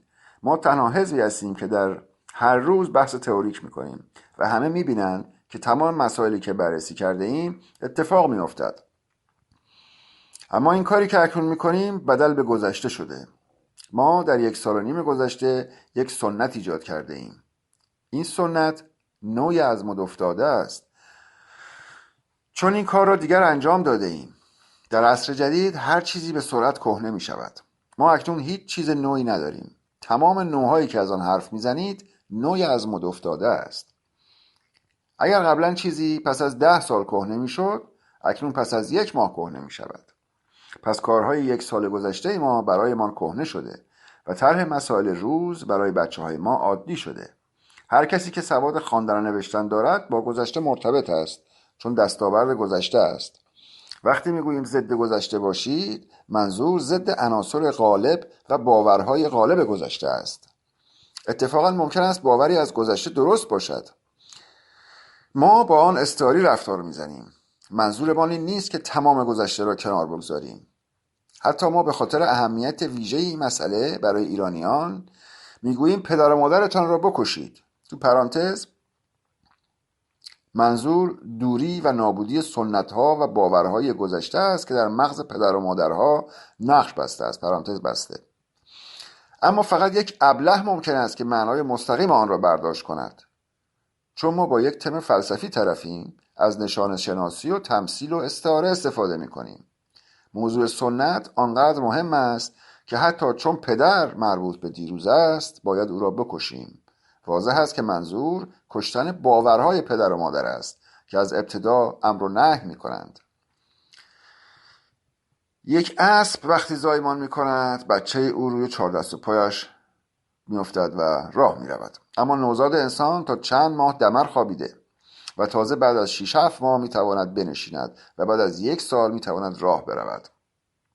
او عقب افتاده نبود، بلکه گذشته او را عقب افتاده کرد. انسان با گریه وارد دنیا می شود. در تمثیل سنت در مورد بهشت همان رحم مادر است. تمام خصوصیات بهشت که در مذاهب ابراهیمی گفته می شود خصیصه های رحم مادر است. علاقه به آفتاب گرفتن لب ساحل، حس برگشتن به رحم مادر و شوری رحم مادر را دارد. وقتی در وان حمام در آب ولرم نمک می ریزیم، خاطره رحم مادر را زنده می کنیم. اینکه همه می خواهند به بهشت بروند به خاطر این است که همه می خواهند به رحم مادر برگردند. اما این ایدئال شدنی نیست. برای همین است که عاشق می شویم. چون شدنی نیست، پس گذشته‌ای در کار نیست. گذشته‌ای که دلخواهمان باشد و بخواهیم آن را بازسازی کنیم در آینده است. چگونه در آینده است؟ وقتی که به توافق با آینده میرسد. اما گذشته موجود در ایران دشمن آینده و مدام در حال جنگ با آینده است. در ایران هر حرف نوعی که بیاوریم پیش از شنیدن تو ابتدا با تو مخالفت میکنند. به عنوان مثال خود من در دهه 70 تمام مقلدانم اول از همه مرا سانسور کردند. اگر در یوتیوب سخنرانی علی عبدالرضایی در سال 1372 را جستجو کنید، جوانی را میبینی که دارد از پست مدرنیسم صحبت میکند. سخنرانی من را آقایی که همسن پدرم بود تخریب کرد. شاعر دیگری به نام مفتون امینی در آدینه نوشت یک آدم مدعی با ذهنیت نئوپاریسی آمده. همین شخص 7 سال بعد کتابی با عنوان سپیدخوانی روز منتشر کرد. یکی از تکنیک هایی که من در مورد ادبیات پست مدرنیستی در آن روز از آن صحبت کرده بودم. در مورد سپیدخوانی روز صحبت کرده بودم. آنها سنت و گذشته بودند. در آنجا بعد از سخنرانی من دعوا شد، چون امروز مثل امروز که پیروپاتال ها ما را سانسور می کنند. حرفهایم غریبه است، چون مغزهای آنها پوسیده است و هرچه اشتباه می کنند هرگز عبرت نمی گیرند. به اشتباهاتشان علاقه دارند و مزدور روسیه هستند. من در دهه 70 ایران بودم و مانند اتفاقاتی را که امروز می‌افتد در گذشته تجربه کردم.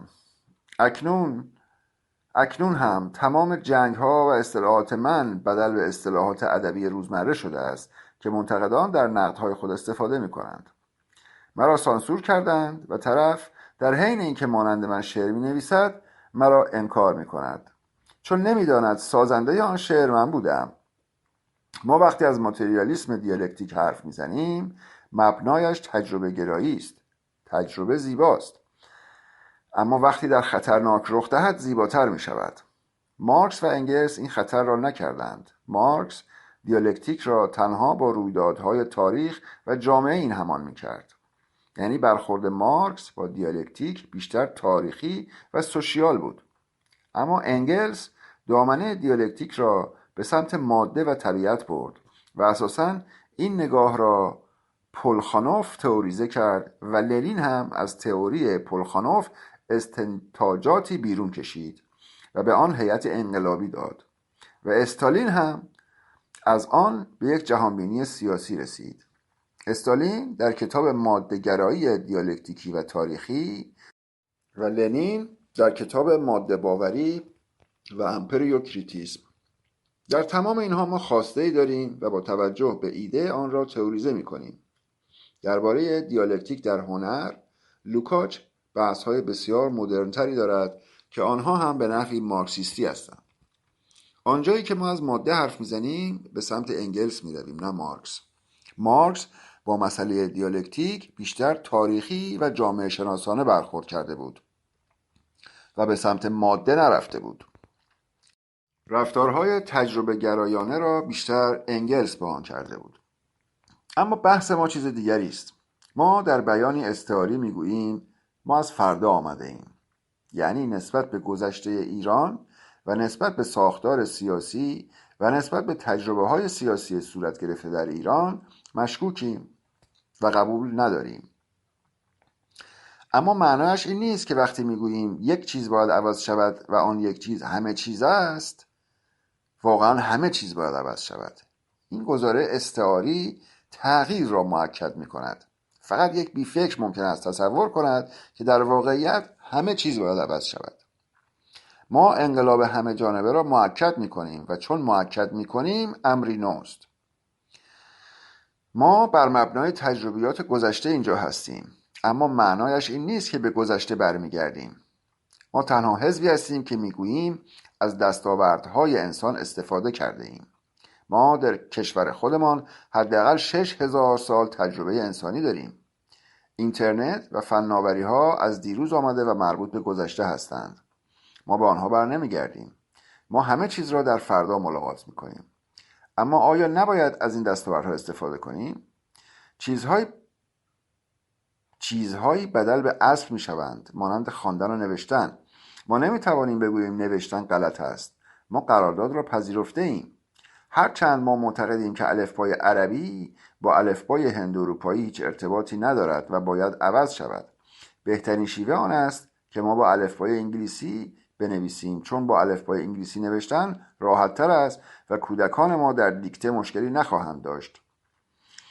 و برای خارجی هم البته زبان فارسی یاد گرفتن به این ترتیب راحت تر خواهد شد. 100% این الفبای ابلهانه تو پرانتز الفبای عربی را باید از خودمان دور کنیم. به هزار دلیل به نفع ماست که در دهکده جهانی مارشال مکلوهان سرمان را از زیر زمین بیرون بیاوریم و از دستاوردهای جهانی استفاده کنیم. برای این هدف باید حداقل یک زبان جهانی را بلد باشیم. تمام زبانهای جهانی با الفبای انگلیسی نوشته می شوند. متداولترین زبانها زبان اسپانیایی است که با یادگیری زبان انگلیسی می توانیم آن را بخوانیم. یکی از خدمات آتاتورک به ترک‌های ترکیه در واقع انتخاب نوشتار لاتین برای زبان ترکی بود که برای آنها یک برگ برنده شد. زمانی که از خرد ایرانی حرف میزنیم به پیشنهادات خردن ایرانی توجه داریم. ما صوفی را داریم که اسلام آن را به عارف اسلامی تغییر شکل میدهد که در واقع هیچ ربطی به صوفی ندارد. تو پرانتز این صوفی با سین نوشته میشه. عربای مسلمان سین رو تبدیل به صاد میکنن و معنیش هم به کلی تغییر میدن. عده‌ای میگویند اهل حق و اسامی و خصیصه هایی را به علی ابن ابی طالب نسبت میدهند که تماما مربوط به مهر و میترائیسم است و اسلام آنها را دفرمه کرده. هیچ عربی اعتقاد ندارد که علی ابن ابی طالب شمشیری دولبه داشته است و هیچ سندی هم برای آن وجود ندارد. اما در آثار باستانی روم شمشیر دولبه مهر را میبینیم. تاج خار روی سر مسیح از میترائیسم گرفته شده. اغلب مناصب کلیسا میترائیستی هستند. به نظر من اولین فیلسوفی که دوالیسم را علیه نگاه یکبنی مهر طرح می‌کند مانی اول بوده است. نیچه تصور می‌کند اولین فردی که نگاه دوالیستی را مطرح می‌کند زرتشت بوده است. اما اگر تاریخ ایران را بهتر می‌شناخت باید این رفتار را با مانی مقایسه می‌کرد، چون مانی تئوریک‌تر رفتار می‌زند، اما نیچه وقتی همین کار را با مسیحیت می‌کند پیروز است، چون با مذاهب ابراهیمی طرف است. مذاهب ابراهیمی دوالیسم را درست تجربه نکردند. ثنویت در مانی و زرتشت بیشتر است. در زرتشت اهورامزدا و اهریمن را داریم و اهریمن بنده اهورامزدا نیست. اهورامزدا خدای نیکی است و اهریمن خدای بدی، خدای شر. خدای خیر و شر هیچ کدام بنده دیگری نیستند. اما در مذاهب ابراهیمی شیطان بنده و زیر مجموعه خداست. برای همین پر از تناقض است. این مذاهب اساساً از لحاظ دستگاه فلسفی ساختار ندارند. برای همین نیچه در جنگ با مسیحیت پیروز می شود. اما در زرتشت هم چون دستگاه بنیادی نیست، در چنین گفت زرتشت فقط گزاره پردازی داریم و تحلیل نداریم. اگرچه گزاره پردازی بسیار زیبا و پیامبرانه است. اگر نیچه به جای زرتشت با مانی رفتار میزد بیشک شکست میخورد. روی پیشنهاداتی که از گذشته به ما رسیده اصلا کار نشده، چون کسی زبان پارسی را بلد نیست و ایرانی ها هم روی آن کار نکردند. تا از گذشته یاد می شود ایرانی ها تنها می گویند ما کوروش و داریوش و خشایارشا داشتیم، در حالی که استوانه کوروش و ذکر خیر او در تورات به خاطر صوفیسم، فلسفه و فرهنگ آن زمان است. سالها پس از کوروش افلاطون و ارسطو در مرز ایران و ترکیه که متعلق به پرشیا بوده برای تحصیل می آمدند و آنقدر فلسفه برایمان مهم بوده است که پادشاهان ایرانی خرج دانشجویان را می دادند. در دانشنامه بریتانیکا نوشتند که در آن زمان در قلمروی پادشاهان ایرانی شهری به نام ایونیه توی پرانتز در حوالی مرز ایران و ترکیه امروزی وجود داشته است که از تمام نقاط دنیا به خصوص از یونان برای یادگیری فلسفه و فکر پردازی به آنجا می آمدند. حتی ابن عربی هم نوشته است که افلاطون و ارسطو و دیگر فلاسفه یونانی به پرشیا می آمدند تا فلسفه یاد بگیرند، همانند کاری که ملایان امروز در حوزه‌های علمیه برای مذهب می کنند و نادانان اوگاندایی را جمع می کنند تا اراجیف مذهبی به خودشان بدهند.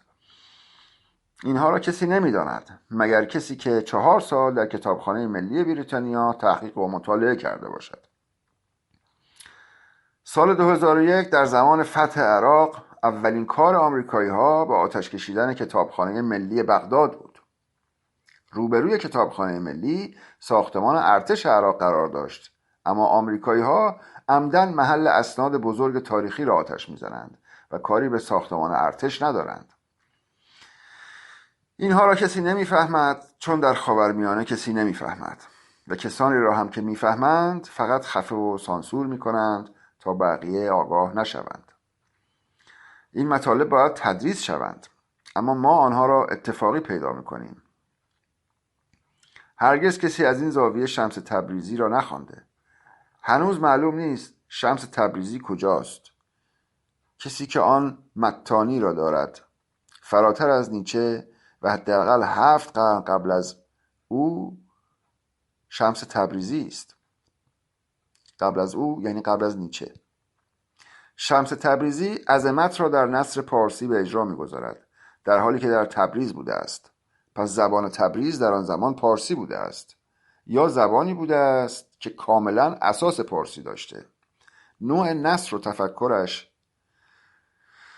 این را نشان می‌دهد. چگونه می‌توان این حجم از تفکر و معنا را در یک جمله مستتر کرد؟ این حرفا تازه است. ما برای این سخنان سند داریم. من اگر می‌توانستم درباره رازهایی که می‌دانم حرف بزنم، اتفاقات دیگری می‌افتاد.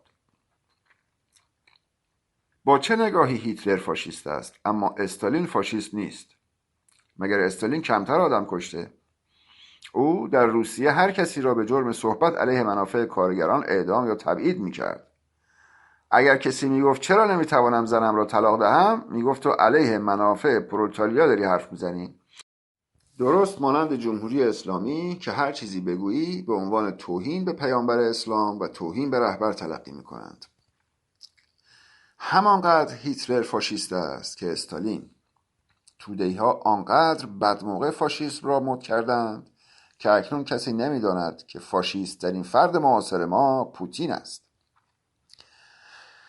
اگر قبلا در روسیه مارکسیست لنینیست داشتیم، اکنون فاشیست الینیست داریم. رهبر و مقتدای پوتین کسی به نام الین است. او فردی لومپن و احمق است که میگوید روسیه باید صاحب دنیا شود و پوتین عاشق اوست. ما حق داریم از گذشته خود حرف بزنیم. ما تاریخ دوستیم، نه تاریخ پرست. تاریخ زیباست. ما باید تاریخ را بشناسیم. تاریخ مانند یک درس است. این که میگویند فاشیست ها تاریخ پرستند، میخواهند بگویند فاشیست ها نژاد پرست و کشورگشا هستند، مانند استالین. استالین و لنین کشورگشا هستند، همانطور که پوتین و هیتلر به واقع فاشیست هستند. اما مزخرف میگویند تاریخ دوستی نژاد پرستی نیست. 4 ایرانی مانند فروهرها یا دکتر فدایی را میکشند و میگویند اینها نژاد پرست و فاشیست بودند. ما قهرمانان زیادی داریم که درباره آنها چیزی گفته نشده. تا نام هدایت میآیند میگویند بوفکور. بوفکور 10% از هدایت است. هدایت و خلیل ملکی از مهمترین سیاستمداران ما بودند.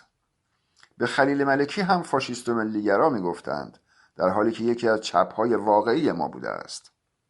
ما با بلاهت معاصریم. در نتیجه باید حواسمان باشد که کجا از واژگان استفاده میکنیم. تا صفحه 93 تا سر نوک تیز کلمه چیست؟ صفحه 93 نوک تیز کلمه چیست؟ تاریخ سخنرانی 22/11/1398. avogaboo.com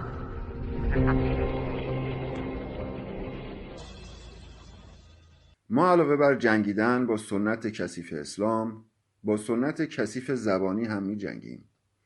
اساساً در زبان پارسی واژه فحش وجود ندارد و تقریباً 1000 سال است که وارد زبان ما شده. پیش از آن به جای این واژه دشنام را داشته ایم. یعنی تمام کلمات پارسی بار سوفیستی و خردمندانه و فلسفی دارند. دش به معنای بد است و نام هم که به معنای نامیده. ما از طریق دشنام به عامل دش نام بد میدادیم و او را مینامیدیم. در واقع ما از طریق دشنام آدمها را مینامیدیم. دشنام نوعی نشانه شمایلی است که آدمها را در جامعه رسم میکند. در واقع فرهنگ دشنام، توهین، ناسزا و فحش بخش زنده و مهمی از فرهنگ عمومی هر جامعه است. متاسفانه در تاریخ ایران فحش ناپسند و زشت انگاشته می شود و با توجه به اینکه هر موقعیت مرافعه آمیز بستر تولید فحش است، آن را به نوعی رکاکیت ربط می دهند. اساساً فحش در بستر زبان متولد می شود، اما تمام کسانی که درکی از زبان ندارند، یعنی درکی از زندگی ندارند، مثل خیلی از اخلاق مداران، ملایان یا جامعه شناسان و در پاره از موارد روانشناسان، به جای اینکه به طبیعت دشنام توجه کنند، به آن بعدی حاشیه‌ای داده‌اند و با قضاوت‌های بد بخش مهمی از زندگی را حذف کردند.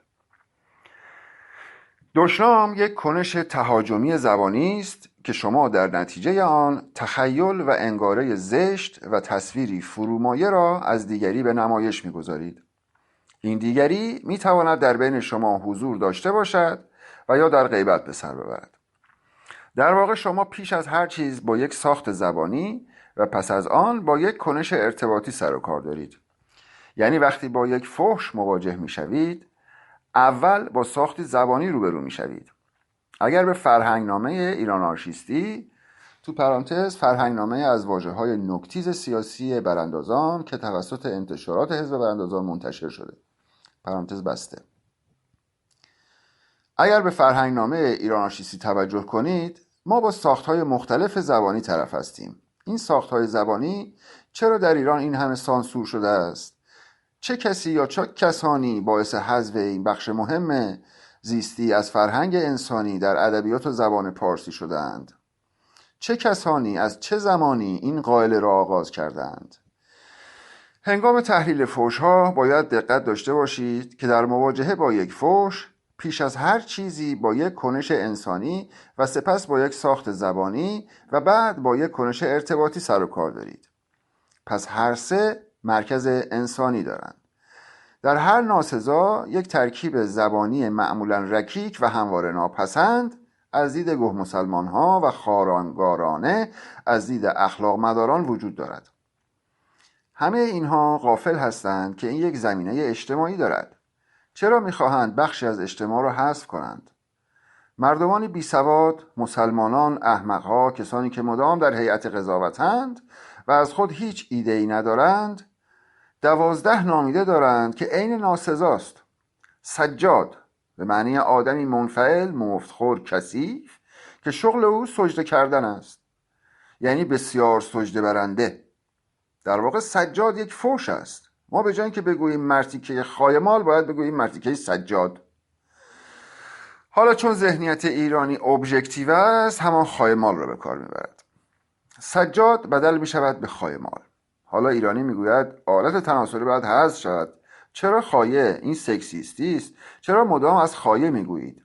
ولی نمیفهمند که خایه یعنی دل، یعنی جرأت، و اتفاقا به نظرم زنها خایه‌دارتر هستند، چون دلدارترند، پرجرأت‌ترند، چون در پاره از مواقع بسیار شجاعترند.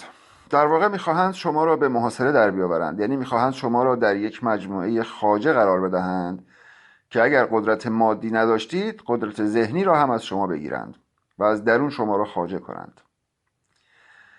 تمام کسانی که از فحش‌های ما هراس دارند مادر جنده هستند و این مادر جنده ربطی به جنسیت ندارد. ذات جنده بودن مد نظر است، یعنی نتیجه یک پرورش زشت و سانسور محورند. زجری که ما امروز میکشیم نتیجه این همه سانسور است. ما میگوییم دشمن فرد نیست، من اندیشه است و دش یعنی بد. اندیشه بد دشمن می شود. در اهریمن من به معنی اندیشه است و اهری یعنی زشت. پس به معنی اندیشه بسیار زشت یا اندیشه بد است. دشمن یک پله از اهریمن پایین تر است. اگر خایمنی یا تو پرانتز همون خامنه ای اهریمن باشد، توجه کنید خایمنی یعنی خایه منی. اینجا خایه به معنای دو تخمی است که آویزانه است. اما خایه وقتی که ما از شجاعت حرف میزنیم همان دلیر بودن، دل و شجاعت را معنا میدهد. اساساً جنگ بزرگ ما آزادی بیان است. ما باید بخشی از زبانمون را آزاد کنیم. دشمن یعنی اندیشه بد. من دشمنی ندارم. هیچ فردی آنقدر ارزش ندارد که دشمن من باشد. مشکل من اندیشه ها هستند. در دشخیم هم مفاهیم شبیه به دشنام هستند. شما دشنام را به دشمن می دهید. دشمن چه کسی است؟ کسی که اندیشه بد و ضد انسانی دارد. منظور ملا، پاسدار، بسیجی و در یک کلام مسلمان گوه مسلمان است. مسلمان یعنی دشمن. مسلمان چه کسی است؟ کسی که از یک کتاب فرمان قتل می گیرد. فرمان قتل از کتابی می گیرد که در آن الله مدام می گوید بروید بکشید. در احد بکشید. یهودی و کافر و هر که را که آدم درستی است و اهل اندیشیدن است بکشید. از نظر اسلام کسی که فکر می کند یعنی کافر. یعنی در یک کتاب کثیف و ضد انسانی به اسم قرآن یکی هست که مدام می گوید بگیرید و بکشید. چه کسانی را باید بکشند؟ کافرها، آتئیست ها، یعنی متفکران، فیلسوفان و سوفیست ها را بکشند. در این صورت من شما را به بهشت خواهم برد و از نظر گوه مسلمان ها گفتن این حرف ها فحاشی نیست، چون اینها قرآن را به گوه نمی کشند و مشکلی با الله، حسن، حسین، جعفر و قاسم ندارند. اما با ما که نقاشان و هنرمندان نشان دادن تباهی ها و کثیفی ها هستیم مشکل دارند و میگویند که چرا اینها فحش میدهند، چون خودشان منحرف و گوه مسلمان زاده اند، حتی اگر برانداز باشند. در فرهنگ های لیبرو که ساخت مدرنی دارند و تازه تر هستند، مثل ایالات متحده آمریکا، و فرهنگ هایی که از نظر تاریخی نوپا هستند، میبینید که تعبیرهای جنسی و رکیک به سادگی و به درستی در زبان جا میگیرند. محال است که یک فیلم هالیوودی ببینید و فاکیو را نشنوید. یعنی زبان در آنجا سانسور نمی شود، چون قانون اساسی آنها با محوریت آزادی نوشته شده. زبانی هم که مردم در کوچه و بازار استفاده می کنند از همان آزادی برخوردار است. یعنی زبان دست به حذف خودش نمی زند و آشکار کننده است. زبان پرن است. پرن به معنای فاشگو. زبان باید فاش باشد، در صورتی که ما زبان را می پوشانیم، انگار که داریم شعر می نویسیم. زبان نباید استعاری باشد، بلکه باید آدرس بدهد، چون شما در زبان چیزی را از جایی به جای دیگر حمل می کنید. زبان قرار است یک پیام را از من به شما برساند. حالا من ممکن است به عنوان یک شاعر از این زبان استفاده کنم و آن را از وسیله بودن خودش خارج کنم. یعنی من در شعرهایم می زبانم، یعنی زبان من موضوع شعر من است. زبان را وادار می کنم که با من به بازی در بیاید. در واقع من با زبان عشق بازی می کنم. در شعر من زبان من معشوق من است. اما مردم عادی زبان را معشوق نمی انگارند و اعمال روزمره خود را با زبان انجام می دهند. یعنی زبان از نظر یک انسان عادی وسیله است، ولی از نظر یک شاعر زبان هدف است. در زبانی که وسیله است شما باید حس خود را با این زبان به نمایش بگذارید. ولی می‌بینید که در برخی از فرهنگ‌های کهن، از جمله در فرهنگ ایرانی، به کار بردن ضمیر دوم شخص مفرد زشت است. مثلا اگر به آدمی که از شما بزرگتر است بگویید تو، به او بر می‌خورد. یعنی باید غلط حرف بزنید و بگویید شما. این فرهنگ کثیف و ضد انسانی است. این علمی نیست و غلط است. یا مثلا در فرهنگ ژاپنی، اگر شما با چند نفر که از شما بزرگترند صحبت کنید و از ضمیر من استفاده کنید، این یعنی بی احترامی کردن. این مسئله در فرهنگ ما هم هست. برای همین است که خمینی مدام در صحبت‌های خود میگوید ما معتقدیم. تو غلط میکنی که مرا نمایندگی میکنی. تو معتقدی، ما معتقد نیستیم. مسئولیت اعتقاد خودت را بپذیر. اگر فکر میکنی که به یک جایی رسیده ای، بگو من معتقدم. من یعنی میاندیشم. و جالب این است که در سربازخانه های ارتش ایران وقتی حضور و غیاب میکنند، سربازها میگویند من. و این منی که سربازها در پادگانهای ارتش میگویند خیلی دکارتی است. این من یعنی من میاندیشم. چون در پارسی من یعنی اندیشیدن. و گاهی فکر میکنم که دکارت پارسی را یاد گرفته بود. چون وقتی میگوید من یعنی میاندیشم، یعنی هستم و حضور دارم. من میاندیشم پس هستم. جالب است نه؟ یعنی در واژه من استارت فلسفه مدرن نهفته شده. و جالب این است که ما واژه دشمن و دشنام را داریم. یعنی دشنام در هیئت ادبیات ما قرار بود خیلی کارها بکند، ولی همین که اسلام وارد می شود 1400 سال همه چیز را تحریف و سانسور می کند. در واقع ما را خواجه می کند. قهرمانان ما را موضوع فحش قرار می دهد. اگر فحش بد است، چرا قهرمان بزرگ ما دیوس را جاکش معنا کردند؟ چرا قهرمان بزرگ ما موتی را بدل به ناسزا کردند؟ چرا حتی نام جنس ما بدل به فحش شده؟ و چرا ما هرگز سوال نکردیم؟ عده‌ای مزدور چون مسدود گهنود یا همان مسعود بهنود با مشتی توده‌ای با زبان تند من مشکل دارند. اینها در سراسر عمرشان حرکت انسانی انجام ندادند و 40 سال است که مدعی مبارزه هستند، ولی هیچ مبارزه‌ای نداشتند. پس چرا با ما مشکل دارند؟ ما علاوه بر جنگیدن با جمهوری اسلامی با پیروپاتالیسم هم می جنگیم. وقتی میگوییم دشمن بزرگ ما پیروپاتالیسم است، یعنی دشمن بزرگ ما پیروپاتالیست ها هستند. ایرانی ها فحش را کنشی مردانه می دانند. اینها کسانی هستند که تحت آن فرهنگ سانسور پرورش یافتند. زنها بسیار فجیع‌تر فحش می‌دهند. زنهای ایرانی به مراتب فحاشتر از مردهای ایرانی هستند. منتها آنجا اسلام وجود دارد و زن را باکره و سلیمه و سکینه چادر به سر قوز کرده می‌خواهد و هرچه سرش پایین‌تر باشد پاک دامن‌تر است. پاک دامن یعنی زنی که عشق بازی نکرده باشد، یعنی زنی چندشاور و نادان که اساساً زن نیست و بویی از زندگی نبرده است. به این زن میگویند پاک دامن. چنین کثافتی زن خوب و نجیب می شود. همین زنها در سکس خود فجیع ترین کلمات را دارند، اما در تخیل مدام دروغ میگویند. اینها را باید آزاد کنید. بعضی از این زنهای ایرانی هستند که از لحاظ جنسی مشکل دارند، یعنی در سکس ارضا نمی شوند. اینها از لحاظ زبانی یعنی از لحاظ روانی ارضا می شوند و این زبان از آنها دریغ شده است. در واقع شما در سکس با یک عمل دیونیزوسی و سراسر حیوانی طرف هستید. در عمل دیونیزوسی شما بدوی میشوید و از واژه‌های سکسی استفاده میکنید و این زبان سکسی باعث ارضای بسیاری از زنها میشود. این زبان در فرهنگ ما حذف شده، برای همین بسیاری از زنها خیانت میکنند.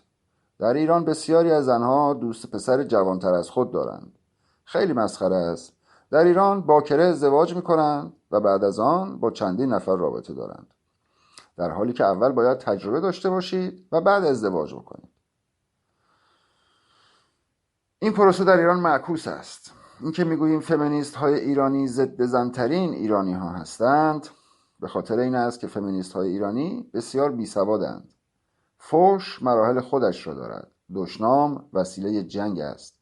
شما به تناسب حساسیت های آدم ها به آنها حمله میبرید.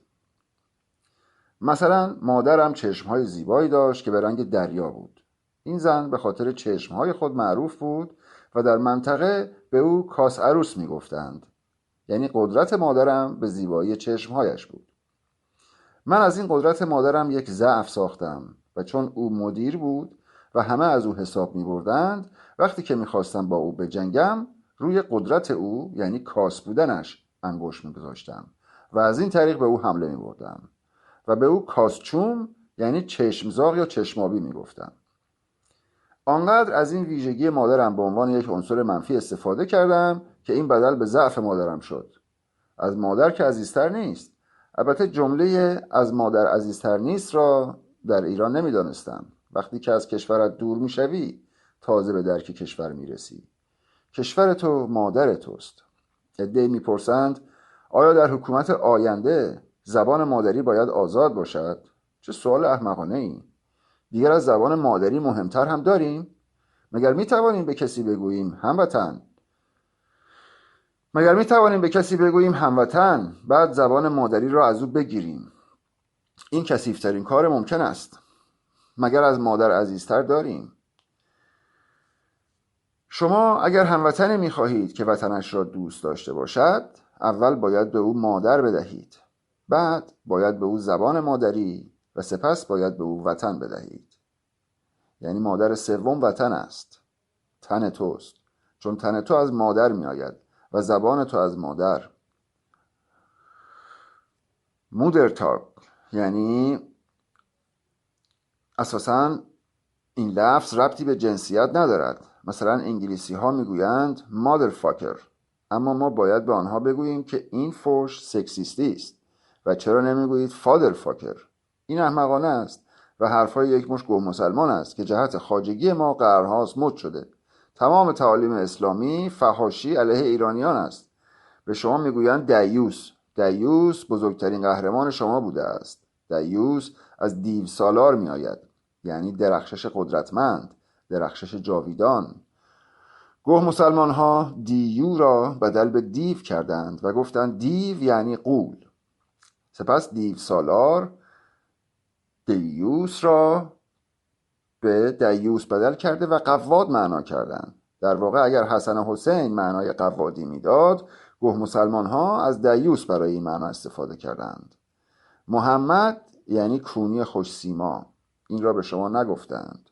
نام اصیل ترین قهرمان های شما را بدل کردند به فحش و هیچ کس به اینها اعتراض نمی کند، چون همه مصنوعی هستند.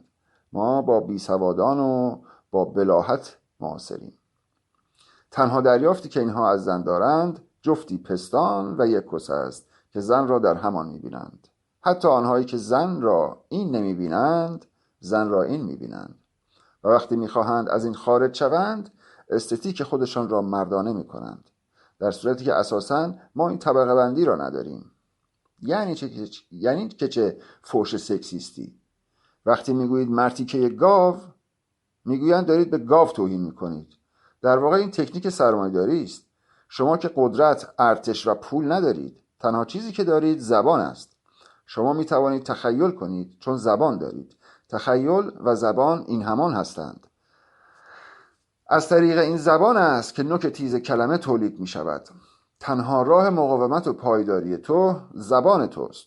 وقتی عصبانی هستی، تنها چیزی که به عنوان سلاح می توانی استفاده کنی زبان است. تو شمشیر نداری، تفنگ، پول و تلویزیون نداری. تو فقط همین زبان را داری و این زبان را هم دارند ازت میگیرند. میگویند شما فحش میدهید. چرا تمام موضوعات و بدبختی زن مسلمان را به زبان ربط میدهید؟ زبان باید آزاد شود، همانطور که زن و اغلب گرایش‌های جنسی باید آزاد شود. زبان شما ساخت اینگونه دارد چون شما آزادی ندیده اید.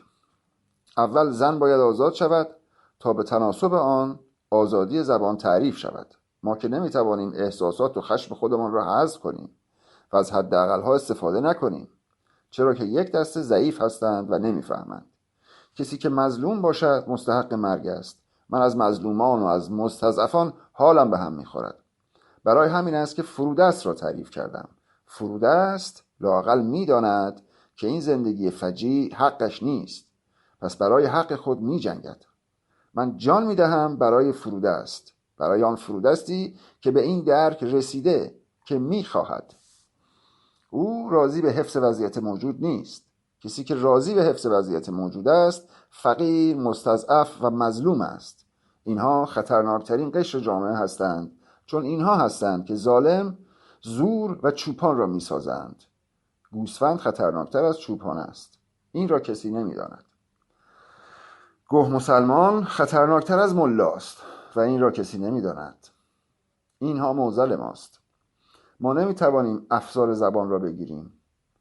در این زمینه من کلی بحث دارم.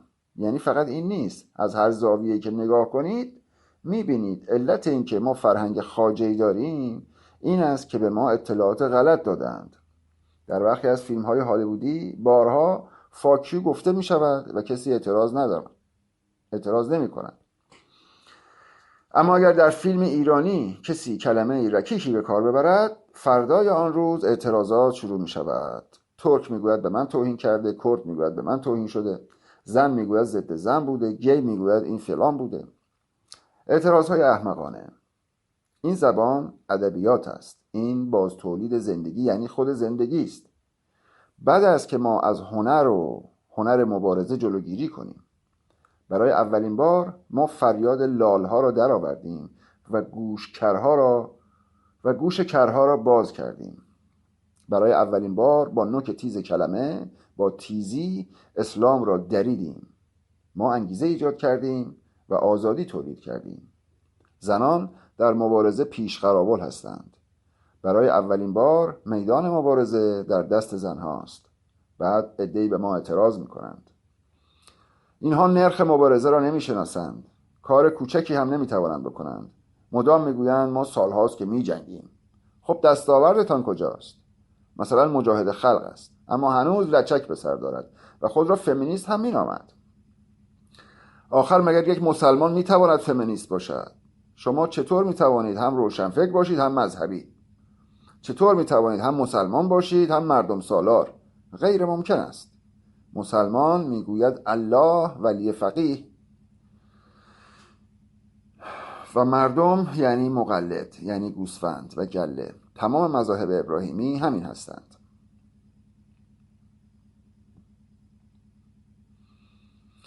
ما در برخی مسائل کوروش را دوست داریم. ما درباره کوروش چیزهای زیادی نمیدانیم و فرض ما در اطلاعاتی است که در تاریخ نوشته شده. اگر بگویید آنچه در مورد کوروش گفته می شود دروغ بوده، یعنی تمام تاریخ دروغ بوده و همینطور تمام روایاتی که درباره موسی و عیسی گفته شده. چه کسی می خواهد آن روایات را اثبات کند؟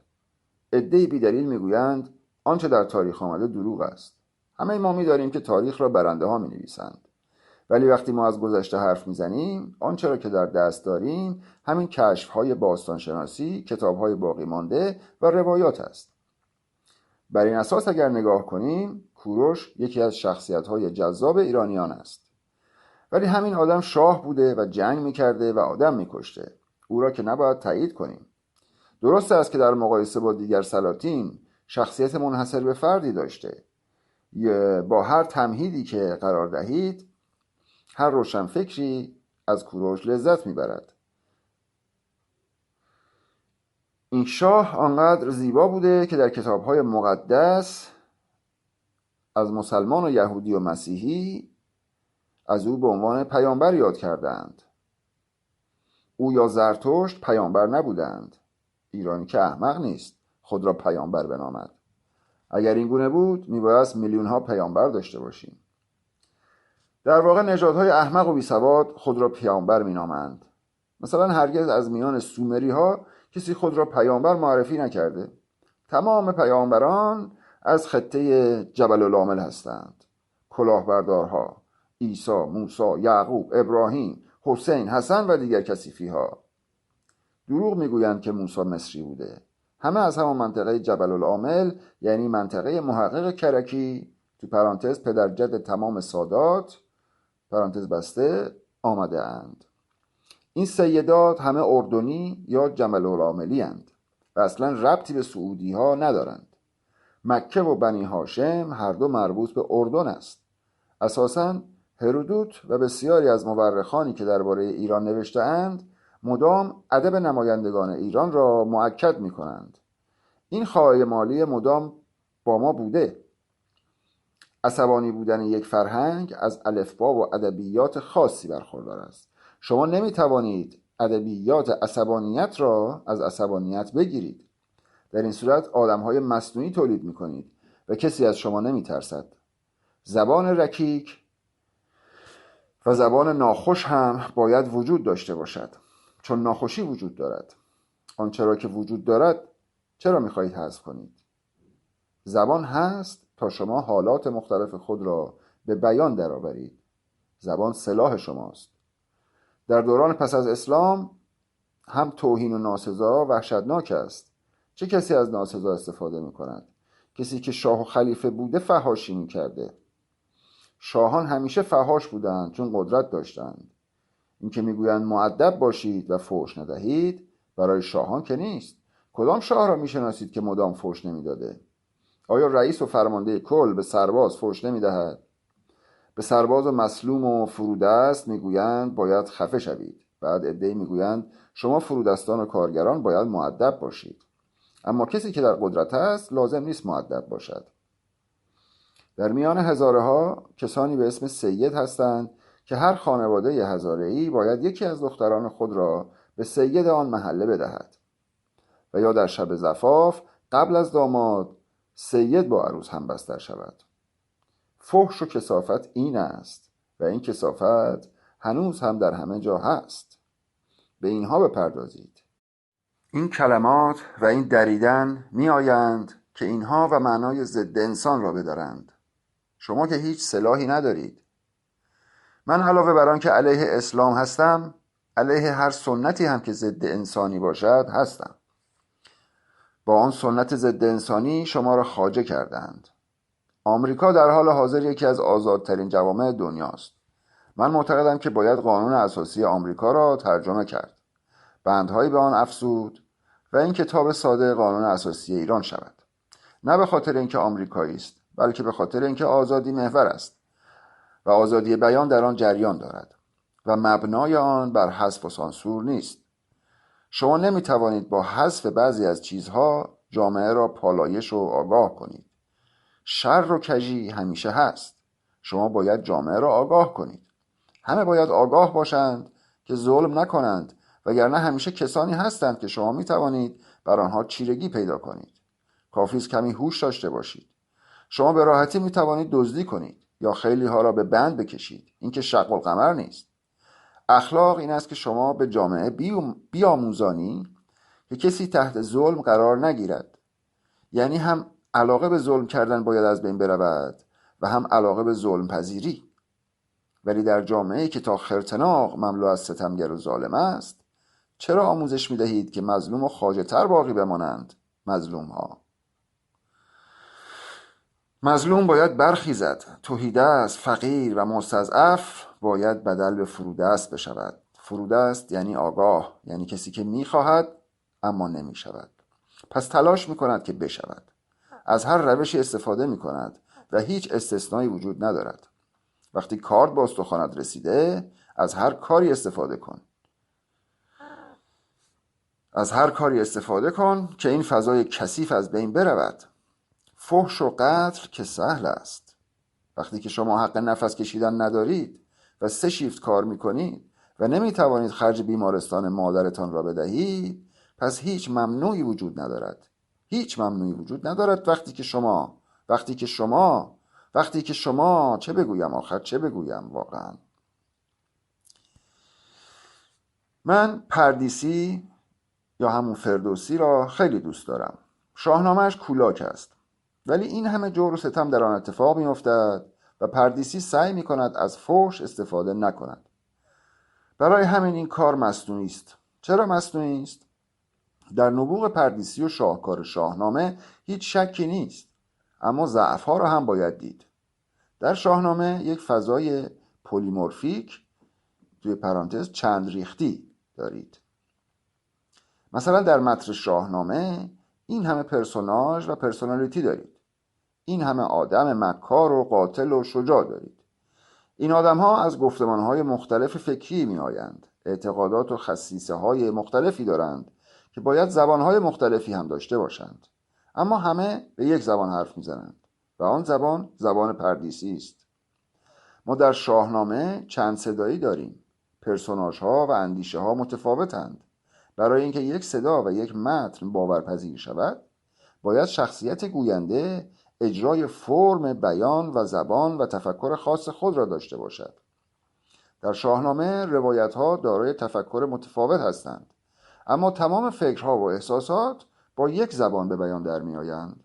در یک وزن، فعولا فعولا فعول، هزاران بیت بر این وزن سروده شده. مگر می‌شود مدام با یک ریتم حرف بزنید؟ من در 5 دقیقه سخنرانیم هزاران لحن میگیرم. مشخص است که شاهنامه مصنوعی است و باورپذیر نیست. یعنی ما در شاهنامه چند صدایی نداریم و اصول باختینی را در آن نمیبینیم. یک فضا و اجتماع پلیفونی یعنی چند صدایی باید پلیفرمیک و چند فرمی و پلیتمیک و یعنی چند درون مایه‌ای هم باشد و در نهایت باید پلیمورفیک یا چند شکلی شود. ممکن است برخی از شما متوجه حرفهای من نشوید چون بین ما فاصله است. آن جامعه بحران زده است. کسانی که باید نقش پل را ایفا کنند و حرفهای مرا به طبقه متوسط و پایین جامعه انتقال دهند باید این توپ را پخش کنند بدون آنکه کسی را رهبر و رئیس کنیم. به این کار پخش دانش میگویند. این گونه است که ما انقلاب آگاهی خواهیم داشت. روزنامه‌نگارهای بیسواد میخواهند با من رقابت کنند. شما روزنامه‌نگار هستید و جایگاهتان همین است. شما شاید بتوانید رهبر باشید اما نمیتوانید تولید کنید. شما عقب هستید و باید مطالعه کنید. شما میتوانید یک شبه پولدار شوید اما یک شبه نمیتوانید حکمتی شوید. یک شبه فیلسوف شدن غیر ممکن است. وقتی شاهنامه را میخوانید در بحرانی ترین صحنه ها با الفاظ تند یا رکیک مواجه نمیشوید چون پردیسی مؤدب است. در اشعار سنایی هم همینطور است. او میگوید هرگز ندیده و نشنید این کسی ز من، کردار ناستوده و گفتار ناسزا. این فخر بس مرا که ندیده است هیچ کس، در نثر من مذمت و در نظم من هجا. در ادبیات پند و اندرزی پارسی از حافظ گرفته تا سعدی مدام در حال پند و اندرز و سانسور بودند. ناگهان شاعر آوانگاردی به اسم ایرج میرزا ظاهر می شود و تمام پرده ها را می درد. یک انسان دردمند و به شدت سیاسی و بزرگ. بعد روشنفکر امروزی مدام در پی سانسور و تحریف ایرج میرزاست و میگوید که او فقط در غزل کارهایی کرده. آخر ابله، او که مثل نیما فرانسه نخوانده بود. در زمان نیما شعر آزاد مطرح می شود و نیما شعر را از حالت ترازویی خارج می کند، اما باز هم معتقد به عروض هست. عروض. البته این به این معنا نیست که کار نیما کم ارزش بوده، اما ایرج میرزا آن بستر و سنت هم پوشان خجالت زده سانسور را در هم می ریزد. ایرج میرزا میگوید کسی برعکس کسهای دیگر تنگ، ز تنگی می کند با کیر من جنگ. ببینید چقدر روان می نویسد. این گونه سهل الممتنع و زبان ساده نویسی به خصوص در وزن اوج قدرت شماست. ایرج میرزا ساده تر و روانتر از سعدی می نویسد، اما او پرده در است و مثل سعدی چاپلوس نیست. ایرج میرزا به خاطر اوج و برتری کارش در ایران حذف می شود. علاوه بر اینکه حکومت و مذهبی ها او را حذف می کنند، روشنفکران هم شدیداً و حتی شدیدتر از بقیه به حذف او می پردازند، چون روشنفکر ایرانی بی شهامت است، یکی از یکی بی سوادتر و بی استعدادتر. اینها را من می توانم بگویم چون آنهایی که مرا می شناسند خوب می دانند که در ادبیات همه از قدرت من باختند. اگر می گویم بی سواد از موضع بالا این را می گویم. اگر آدم قدرتمندی مثل ایرج میرزا از دل قاجار و از آن فضای سنتی و گه مسلمانی بیرون می آید و پرده ها را می درد، خب نباید او را حذف کرد. به این خاطر است که در آن دوره هنر یک ادیب پند نویسی بود. آنچه ما می نویسیم اصلا ربطی به ادب ندارد و نامیده ادبیات باعث شده که همه تصور کنند شاعر یعنی خواجه، یعنی کسی که قشنگ و مؤدب حرف بزند. شما مگر وحشتناکتر از رمبو شاعر بزرگ فرانسه شاعری می شناسید؟ رمبو حتی برده فروشی هم می کند. یا شاعری مثل ناظم حکمت که مارکسیست و آدم مقدسی هم بوده اما با زنان زیادی معاشقه داشته. در واقع این سنت پرهیزگارانه شاعران ایرانی را که از دشنام خود را بری میکنند باید کنار گذاشت. شاعری مثل ملک الشعرای بهار نیز از این سنت پیروی کرده و میگوید نیستم من دریغ مرد هجا، گرچه باشد هجای به وقت به جا. مفت خواهند جست از دستم، که بدین تیر نگرود شستم. یعنی من تحت هیچ شرایطی دشنام نمیدهم، چون قدرت ایستادن و دشنام دادن علیه قدرت جرأت میخواهد، که ملک الشعرای بهار این ویژگی را نداشت، اما ایرج میرزا داشت. بعد همین جمهوری اسلامی با کارگردانی کثافتی به نام کمال تبریزی سریالی در مورد شهریار میسازد و در نهایت وقاحت ایرج میرزا را نوچه شهریار معرفی میکند، در حالی که عظمت روح ایرج میرزا کجا و شهریار پامنقلی و خواجه کجا؟ آن عظمت رندی کجا و این گه مسلمان کجا؟ اساساً ما ایرانشیست ها ساختار شکنهای سازنده هستیم، اما قرار نیست که همه کارها را ما انجام دهیم. ساختار شکن مثل تعمیرکار موتور ماشین را پیاده می کند، سپس آن را به هم می ریزد تا مشکل را برطرف کند و دوباره آن را بازسازی کرده و به شکل اول در می آورد. منتها در بازسازی موتور باید ارتقا وجود داشته باشد. کار انقلاب این گونه است. انقلابی ها ساختار شکنهایی برسازنده هستند، برتر از قبل می سازند. اما قرار نیست که اگر ما تخریب می کنیم خود نیز کار را تمام کنیم. نه، هزاران عبدالرضایی و ایران آرشیست دیگر هستند که باید فکر کنند. این توپ باید به دیگری پاس داده شود و همه باید وارد میدان شوند. قرار نیست که شما کار بی نقص انجام دهید. فقط احمقها کار بی نقص انجام می دهند.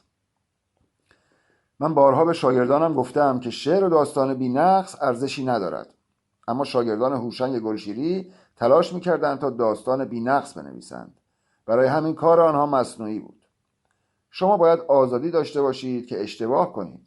نمی‌توانید در ادبیات امام معصوم باشید. مگر می‌شود بی خطا بود؟ بی خطا کسی است که هیچ کاری نمی‌کند و فقط حرف می‌زند، مثل 20 سال آخر عمر شاملو.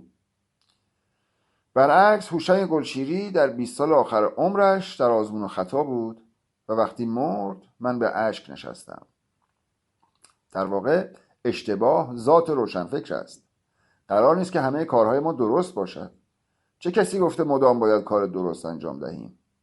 شما می روید که ساختار شکنی کنید و به تخریب کثافت بپردازید.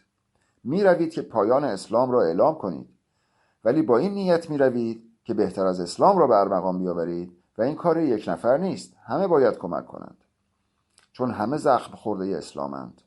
حتی خانواده یک بسیجی هم از سر بدبختی و زخم اسلام است که به خدمت اسلام در آمده. تمام کسانی که به خدمت اسلام در می آیند بزرگترین قربانیان اسلام هستند. مگر همین فاتی کماندوها سیغه شده های مشهدی نیستند؟ مگر همسران شهید هر دم سیغه نمی شوند؟ مگر شوهران آنها را قهرمان نمی نامند؟ این زنان از سر بدبختی تن به هر خفتی می دهند. کسانی که معتقدند من در تعریف خود از گه مسلمانات از الفاظ رکیک استفاده می کنم مشتی کثافتند. قرار نیست که حتما ملا باشند. ممکن است در بین آنها نویسنده و شاعر هم باشند. همه آنها را باید سر جای خود نشاند، چون آنها برسازنده سنت هستند. مگر امثال محمود دولت‌آبادی کم است؟ تمام بدبختی ما به خاطر وجود همین اصلاح طلب هاست. کسی که اصولگراست به صراحت میگوید که چه موضعی دارد. مشکل ما اصلاح طلب ها هستند که هر دم در BBC و من و تو اینترنشنال حضور دارند و هر دم به رنگی در میآیند. اینها باید یک جایی دریده شوند. شما که تلویزیون معادل ندارید، پس تیزی زبان را دارید و باید از آن استفاده کنید. وقتی زبان شما ظهور می کند پیروز می شوید. بیهوده نیست که BBC مسعود بهنود را اخراج می کند و یا عذر مهاجرانی خواسته می شود. آن فرهنگ روادار فرهنگ سکوت است، مثل همان روایتی که گفته می شود وقتی به فاطمه زهرا تجاوز کردند دهانش را محکم بسته بود تا صدایش در نیاید. بزنید بدرید، قرار نیست که حتما زور بازو داشته باشی. ای زن، تو چنگ داری، پس بچنگ. زنها به مراتب قدرتمندترند. مشتی فمینیست گه مسلمان مدام ما را قضاوت می کنند و نمی فهمند که ما داریم با هیچ کولاک می کنیم. ما علاوه بر جنگ با جمهوری اسلامی یک جنگ ساختار شکن زبانی، میدانی، اقتصادی و فرهنگی را با همه، تأکید میکنم با همه آغاز کرده ایم. کسی که ایران آنارشیست است با همه می جنگد، چون ما از فردا آمده ایم. ما در این بین غریبه ایم، از جنس اینها نیستیم. ما از 200 سال بعد آمده ایم و میدانیم که حق با ماست، برای اینکه هیچ چیز را برای خود نمیخواهیم، همه چیز را برای همه میخواهیم. همه کارها را رفقای ایران آنارشیست ما در میدان انجام میدهند. آنها زندانی و شکنجه میشوند. آن وقت یکی دیگر که تلویزیون و رسانه دارد به میدان میآید و به اسم رهبر میدانی پیام میدهد.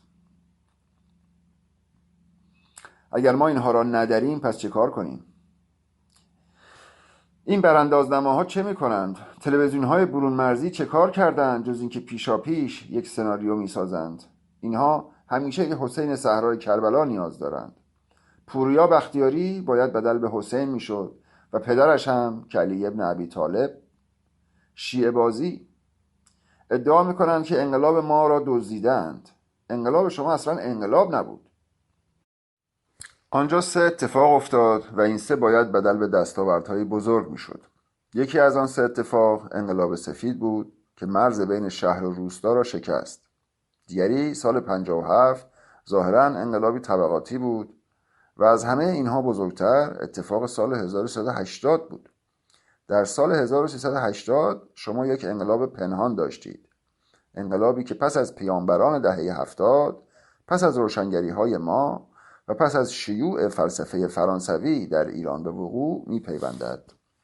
سال 1380 انقلاب سکسی یا انقلاب جنسی به وقوع پیوست. آن انقلاب سکسی با خود یک زبان تازه می‌آورد. پیامبر آن زبان تازه من هستم و شعر من. در همان دوران مجموعه شعرهای پاریس در رنو، جامعه، کادویی در کاندوم، هرمافرودیت، من در خطرناک زندگی می کردم و شینما منتشر می شوند. آیا می دانید چند هزار نسخه از این کتاب ها در اینترنت دانلود شد؟ پر دانلود ترین کتاب ها در آن دوره کتاب های من در خطرناک زندگی می کردم و کادویی در کاندوم بودند. من شاعر دهه 70 بودم. این جوانان در دهه 70 متولد شدند و در دهه 80 گل کردند و زبان را تغییر دادند. امروز شما باید فراتر از آنها بروید، به بسیاری فراتر. ما پیش متر هستیم. از روی شما باید پس مترهایی ساخته شود. از این چیزها نترسید، بزنید و بدرید. از این نترسید که فردا اینجا بیابان می شود. خودتان ایران را می سازید. هر کاری که انجام دهید از شاه، از شیخ، از کثافت و از گه مسلمان بهتر خواهد بود. شما در کشوری به دنیا آمدید که آن را انتخاب نکرده بودید. در خانواده و در زمانی که انتخابش نکرده بودید. شما وارث کثافت هستید. پس یا باید مثل گه مسلمانات بدل به گه شوید،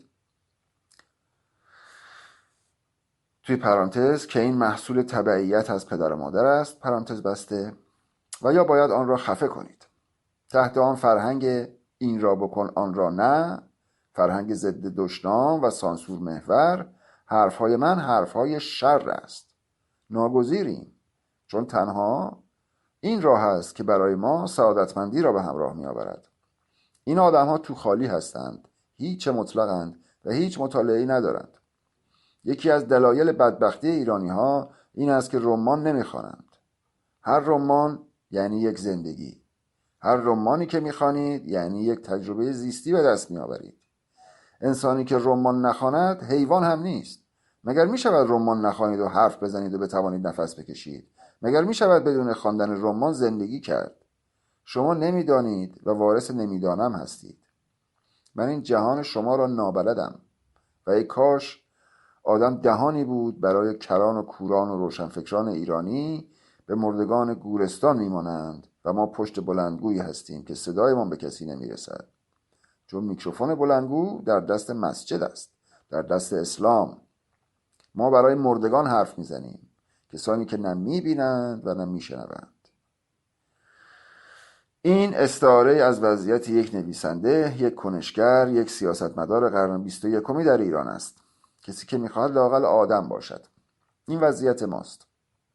ما را مدام کوران و کران میشنوند. ما با مردگان معاصریم. آدم‌هایی که از خود هیچ قدرتی ندارند و عمری است در اشتباه به سر میبرند، اما با مغز فندقی خود مدام شما را قضاوت میکنند و نمیفهمند که موتا نیچه را پشت سر گذاشته. در زمینه فحش، دشنام و ناسزا تاکنون کار تحقیقی انجام نشده. من به شاگردان خود در کالج پیشنهاد میکنم روی این قضیه کار کنند. کار تئوریک و فلسفی جالبی خواهد شد. شگفت این است که رواج فحش‌های رکیک جنسی که میان زنان و مردان دیده می شود نه تنها به یک اندازه است، بلکه در مواردی بین زنان بیشتر است. این موضوع تحولی خیلی مهم است. من اصلا این را منفی نمی بینم. بعد از انقلاب سکسی آمده، امروزه نوع فحش‌هایی که بین زنان ایرانی رد و بدل می شود فوق‌العاده است و این نمایه‌ای از جابجا شدن خطوط قرمز است. یعنی آستانه خطوط قرمز نزد زنان پیشروی کرده. اگر قبلا زنان در مسائلی اهل حریم بوده اند، اکنون شاهد دریده شدن آن حریم ها هستیم و خطوط قرمز گفتمانی و تابوهای جنسی که در جامعه زنان وجود داشته برداشته شده. عملا میبینید که ناسزاهایی که خیلی از آنها از نظر جامعه رکیک است در گفتگوهای دوستانه به کار برده می شود و استفاده از این نوع دشنام به زبان پارسی هیئت و جذابیت دیگری داده است. البته برخی از ناسزاها ادیبانه هستند، مثل لندهور، چون لندهور به گیها، کودکان، حیوانات و زنان اشاره ندارد و آن بار را ندارد. انتقادهایی که می شود درست است. یک عده می گویند زن باید آنقدر قدرتمند شود که جلوی زبان را نگیرد. هر گونه حذف زبانی است. زبان دستگاه اندیشنده است. ما نمی توانیم زبان را حذف کنیم. ما باید آزادی ها و قدرت زنان را بالا ببریم. یعنی زنها باید تلاش کنند تا قدرت بگیرند. اکنون به درستی شاهد هستیم که زنان بیشتر از مردان فحش میدهند و اتفاقا فحش ها دیگر مردانه یا زنانه نیستند. در یک بخش میبینیم که زنان استتیک خود را مردانه کردند، یعنی فحش های مردانه میدهند. ولی همه زنان این گونه نیستند و خیلی ها نوع درگیری های خاص خود را دارند.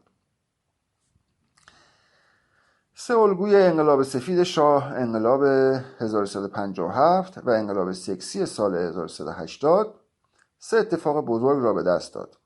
در انقلاب سفید مرز بین طبقه روستایی و شهری برداشته می شود.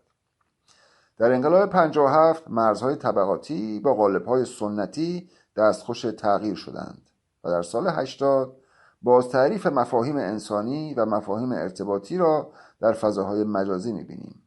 یعنی مرزبندی و سیستم ارتباطی که محدود به ارتباط زنان با زنان و ارتباط مردان با مردان بود، با اینترنت و سکس چت ها برداشته شد.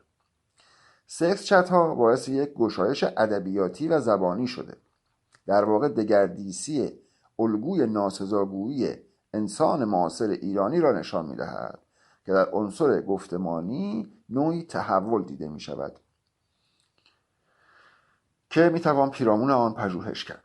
در واقع جستجو و تحقیق درباره محتوای دشنام‌های جاری در جامعه گرانیگاه صورتبندی انگاره‌ها یا خود انگاره‌های آن جامعه است و اساساً نباید اینها مایه شرمساری و ضعف باشد. در بحث ژاک دریدا ارجحیت گفتار بر نوشتار را داریم و فحش در گفتار است که قدرت به دست می‌آورد، چون فحش حامل خشم است. فحش خواهر خشم است و باعث برانگیختن خشم می شود. برای همین است که ما زیاد از فحش استفاده می کنیم و می گوییم تنها سلاح ما خشم است. برای اینکه خشم تولید کنیم فحش می دهیم و همین که فحش می دهیم خشم را صدا می زنیم. به همان ترتیبی که وقتی جوک می گویید خنده را صدا می زنید، به همان گونه هم وقتی فحش می دهید خشم را صدا می زنید.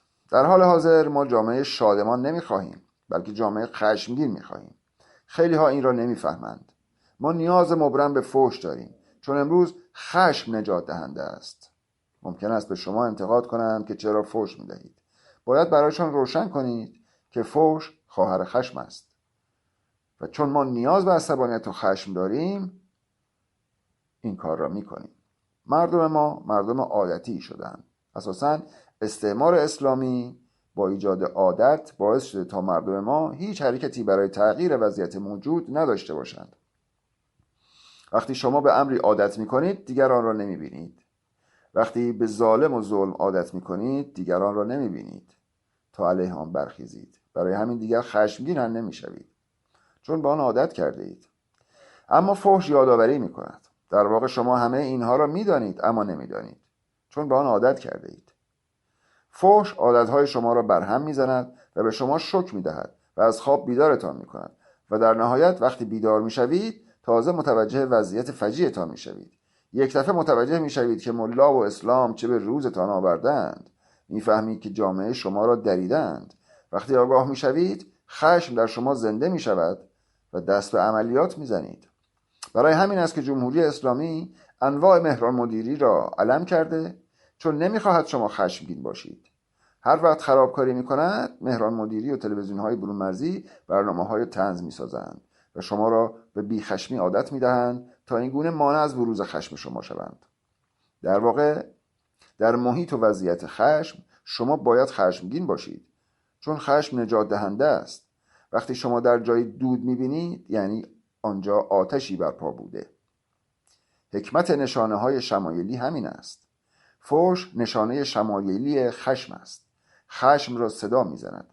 در شرایط کنونی طنز قدغن است. کسی که امروز طنز می نویسد به ما خیانت می کند، چون طنز آدمها را از خشم خالی می کند. تمام کارهای طنزی که امثال شهرام شکیبا و سید ابراهیم نبوی در دوران احمدی نژاد و دوم خرداد انجام دادند حربه حکومت و پروپاگاندای روسی بود، چون میدانند اگر تولید طنز و جوکسازی کنند باعث خنده زدن می شود و جامعه شاد جامعه معترض نیست. ما علیه همه این طنازان فحش و خشم را علم کردیم تا خشم زنده شود. این بسیار مهم است. باید فکر کنید و از لحاظ تئوریک آن را دنبال کنید. این کار با تحلیل و با مصاحبه روانشناسی پیش خواهد رفت. من امروز از میان شما دریدا و میشل فوکو میخواهم و امروز شما باید کار کنید و همان کارکرد فحش‌های سنتی را باید دفرمه کنیم. با این تفاوت که معمولاً فحش مرزهای زمانی و مکانی را باید در هم بریزد. کسانی که همزمان سخنرانی مرا میشنوند همزمان خشمگین میشوند، اما کسانی که با تأخیر زمانی میشنوند وضعیت دیگری پیدا میکنند و در معرض قضاوت هم قرار میگیرند. پس حضور شما باید آن قضاوت را از بین ببرد. نقش شما مهم است. ما اینجا نیستیم که پاسخ دهیم. ما در مرحله مبارزه هستیم و این بدان معنا نیست که تحلیل نداریم و حرف ما منطقی نیست. بحث امروز من محکمترین پاسخ به تمام کسانی است که به فحش دادن من معترض هستند. آنها نمیفهمند که در بستر عادت معتاد شده‌اند و مشکل دارند و باید نزد من روان درمانی شوند. اما من همیشه این وقت را ندارم. من اکنون فقط تولید خشم، مبارزه و خیابان را میخواهم. اگر میخواهید علمی تر بدانید به سراغ بحث های تئوری که من در یوتیوب بروید. شما در آنجا یک دانشگاه دارید، چون در هر زمینه‌ای سخنرانی کردم. تا صفحه 107 تا سر تولید فلسفه سیاسی جدید. صفحه 107 تولید فلسفه سیاسی جدید. تاریخ سخنرانی 10/9/1398. avogaboo.com.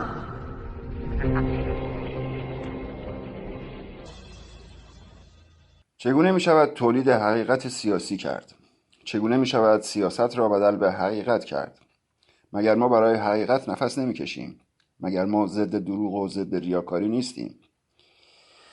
مگر ما از لحظه اول عهد نکردیم که مجازیم اشتباه کنیم اما اجازه نداریم که خیانت کنیم؟ خیانت به حقیقت فجیع ترین چیزی است که می تواند اتفاق بیفتد، در حالی که ما می دانیم چرا باید وارد معاهده و اتحاد شویم. سنت فقط نماز خواندن و اسلام نیست، بلکه شاه و سنت سیاسی ما هم سنت است. آیا ما مشکلی با سلطنت طلب ها داریم؟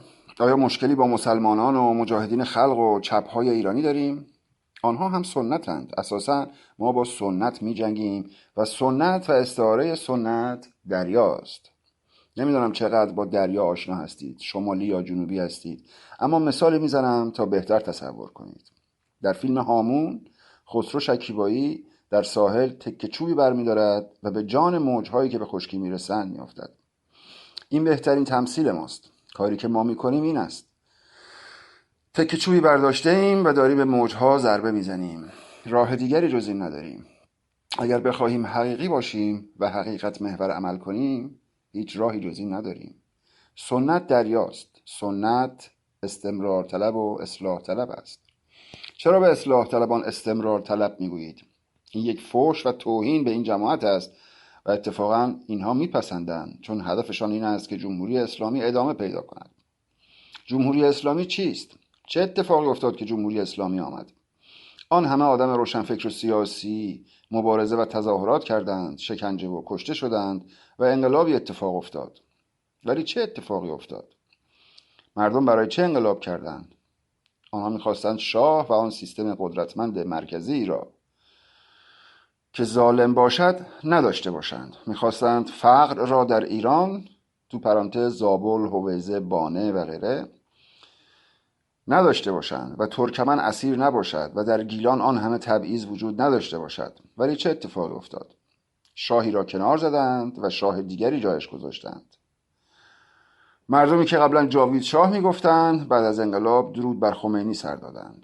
هیچ اتفاقی نیفتاد. همان قضیه بود. شاه رفت، ملا آمد. وزیرهای شاه را کشتید و اخراج کردید و ملاها را روی کار آوردید. حزب رستاخیز رفت، حزب الله آمد. شما برای چه انقلاب کردید؟ ما برای چه می جنگیم؟ اینکه خامنه ای را برداریم و کسی دیگری را جای او رهبر کنیم، یا مثلا حسن روحانی را برداریم و کسی دیگری را به عنوان رئیس جمهور جایگزینش کنیم؟ ما پی رئیس جمهور و رهبر یا وزیریم. ما همه قواعد را به هم زدیم. ما همه اینها را نمیخواهیم. ما قدرت مرکزی و قهار شاه اعظم و ولی فقیه را نمیخواهیم. ما رئیس جمهور به معنی کلاسیک را نمیخواهیم، بلکه مدل و ساختار خاص خودمان را میخواهیم. مدلی که بر اساس آن آزادی و انسان محور باشند. ما آزادی احزاب و چند حزبی را در کشور میخواهیم. همکنون دارید همه را سرکوب میکنید. یعنی جناحی که پول دارد با پولش همه را خفه میکند. من عاشق اینم که جمهوری اسلامی به من ضربه بزند و علیه من شکایت کند و بگوید علی عبدالرضایی، این شاعر و شاعران و روشنفکران دیگر علیه ما دیوارنویسی و عملیات میکنند. ولی سنت و کثیفی این کار را نمی کند. سنت به تخت خواب شما می رود و پاپوش درست می کند.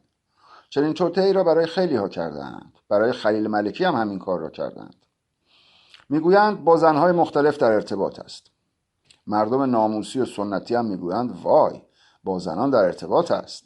این فرد چقدر آدم بی‌ناموسی است. و مطبوعات این را جار میزنند. مهم نیست که اینها حقیقت داشته باشد. مهم این است که مطبوعات این را جار بزنند تا مردم را فریب دهند. شما این صحنه ها را هزاران بار دیده اید. اکنون جامعه آزادتر شده. از سال 1380 ما انقلاب سکسی را در ایران داشتیم. یعنی مسئله زن و سکس زیاد مهم نیست. ولی یک چیز خیلی مهم است و آن پدوفیلی، تو پرانتز همون بچه بازی، مهم است. پس جار میزنند و شایعه میکنند که شاعری در لندن پدوفیلی را تبلیغ میکند.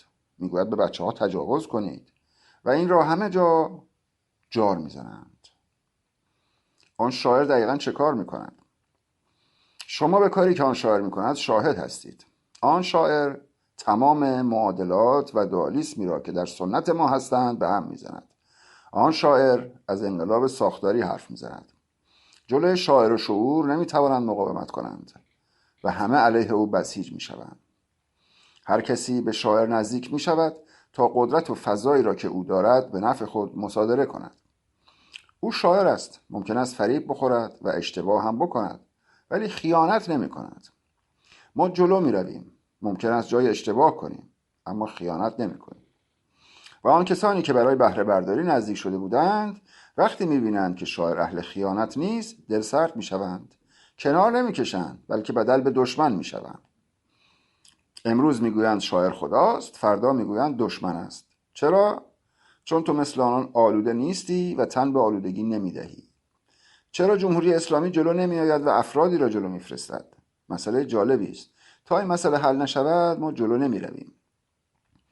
مشکلشان با ما چیست؟ ما چه مشکلاتی را حل کردیم و چه خطهای تازه‌ای نشان دادیم؟ چرا خطرناکیم؟ چرا ما برای اقتدار طلبی سم هستیم؟ من از روز اول گفتم که ما برای جنگ با سنت آمده ایم، برای جنگ با 1400 سال، نه 40 سال، چون 40 سال کافی نیست. ما نمیخواهیم که بین گوه و گهتر انتخاب کنیم. ما جانمان را کف دستمان گرفته ایم که کار بزرگی بکنیم. ولی چه اتفاقی میافتد؟ واقعا چرا کسانی که خودشان را به هیئت ما در میآورند، مثل گویا نیوز، باید در مورد من اراجیف بنویسند؟ مثالی میزنم که ربط بدهید و بحث به نتیجه برسد. آیا ما تمامیت خواه هستیم؟ آیا شما یک بار در سخنرانی‌های من شنیده اید که بگویم میخواهم شهردار جایی بشوم؟ اصلا من در کل عمرم در حزبی بودم؟ آیا واقعا حزب ایران آنارشیست به معنی واقعی یک حزب است و پی به دست آوردن قدرت است؟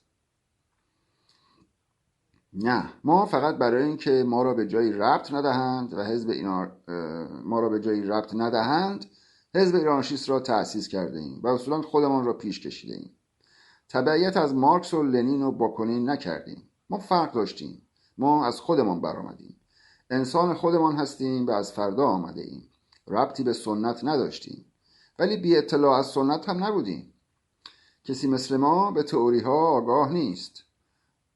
ما روشن فکریم، خواستگاهمان مشخص است. هرگز کارمند اداره دولتی نبوده ایم. من در تمام عمرم حقوق بگیر هیچ شرکتی نبودم. هر جا که رفتم تدریس کردم. در سربازی بیشترین پیشنهادات را به من دادند، اما همکاری نکردم. سنت یک غول عظیم است که رگ عوام را در اختیار دارد، چون عوام با چشم میفهمند. آفریده شدند که به عنوان نیروی کار از آنها بهره کشی شود. ما پایان پروژه اسلام در ایران را اعلام کرده ایم. اکنون رسانه‌های کشورهای عربی باید با ما مخالفت کنند، ولی رسانه ایرانی گویا نیوز با ما دشمنی می‌کنند. چرا؟ قضیه چیست؟ قضیه این است که اول تو را سانسور می‌کنند و دورتان دیوار و حصر خبری می‌کشند. هیچ کس نباید حرف تو را مگر آن حلقه شاگردان بشنوند. بعد حلقه محاصره خبری را تنگتر می‌کنند و بعد تمام حرف‌های تو را تحریف می‌کنند. خبری که همه قبلا آن را گفتند تو بازگو می‌کنی و در آن به فاتی کماندوها فوش می‌دهی و آنان فقط این بخش از حرف‌های تو را می‌گیرند و جار می‌زنند که به زنان فوش داده. پس این شاعر ضد زن است. نمیگویند که فاتی کماندوهایی که با 3 افسر نیروی انتظامی زنان را در پارک مورد ضرب و شتم قرار می‌دهند دیگر زن نیستند.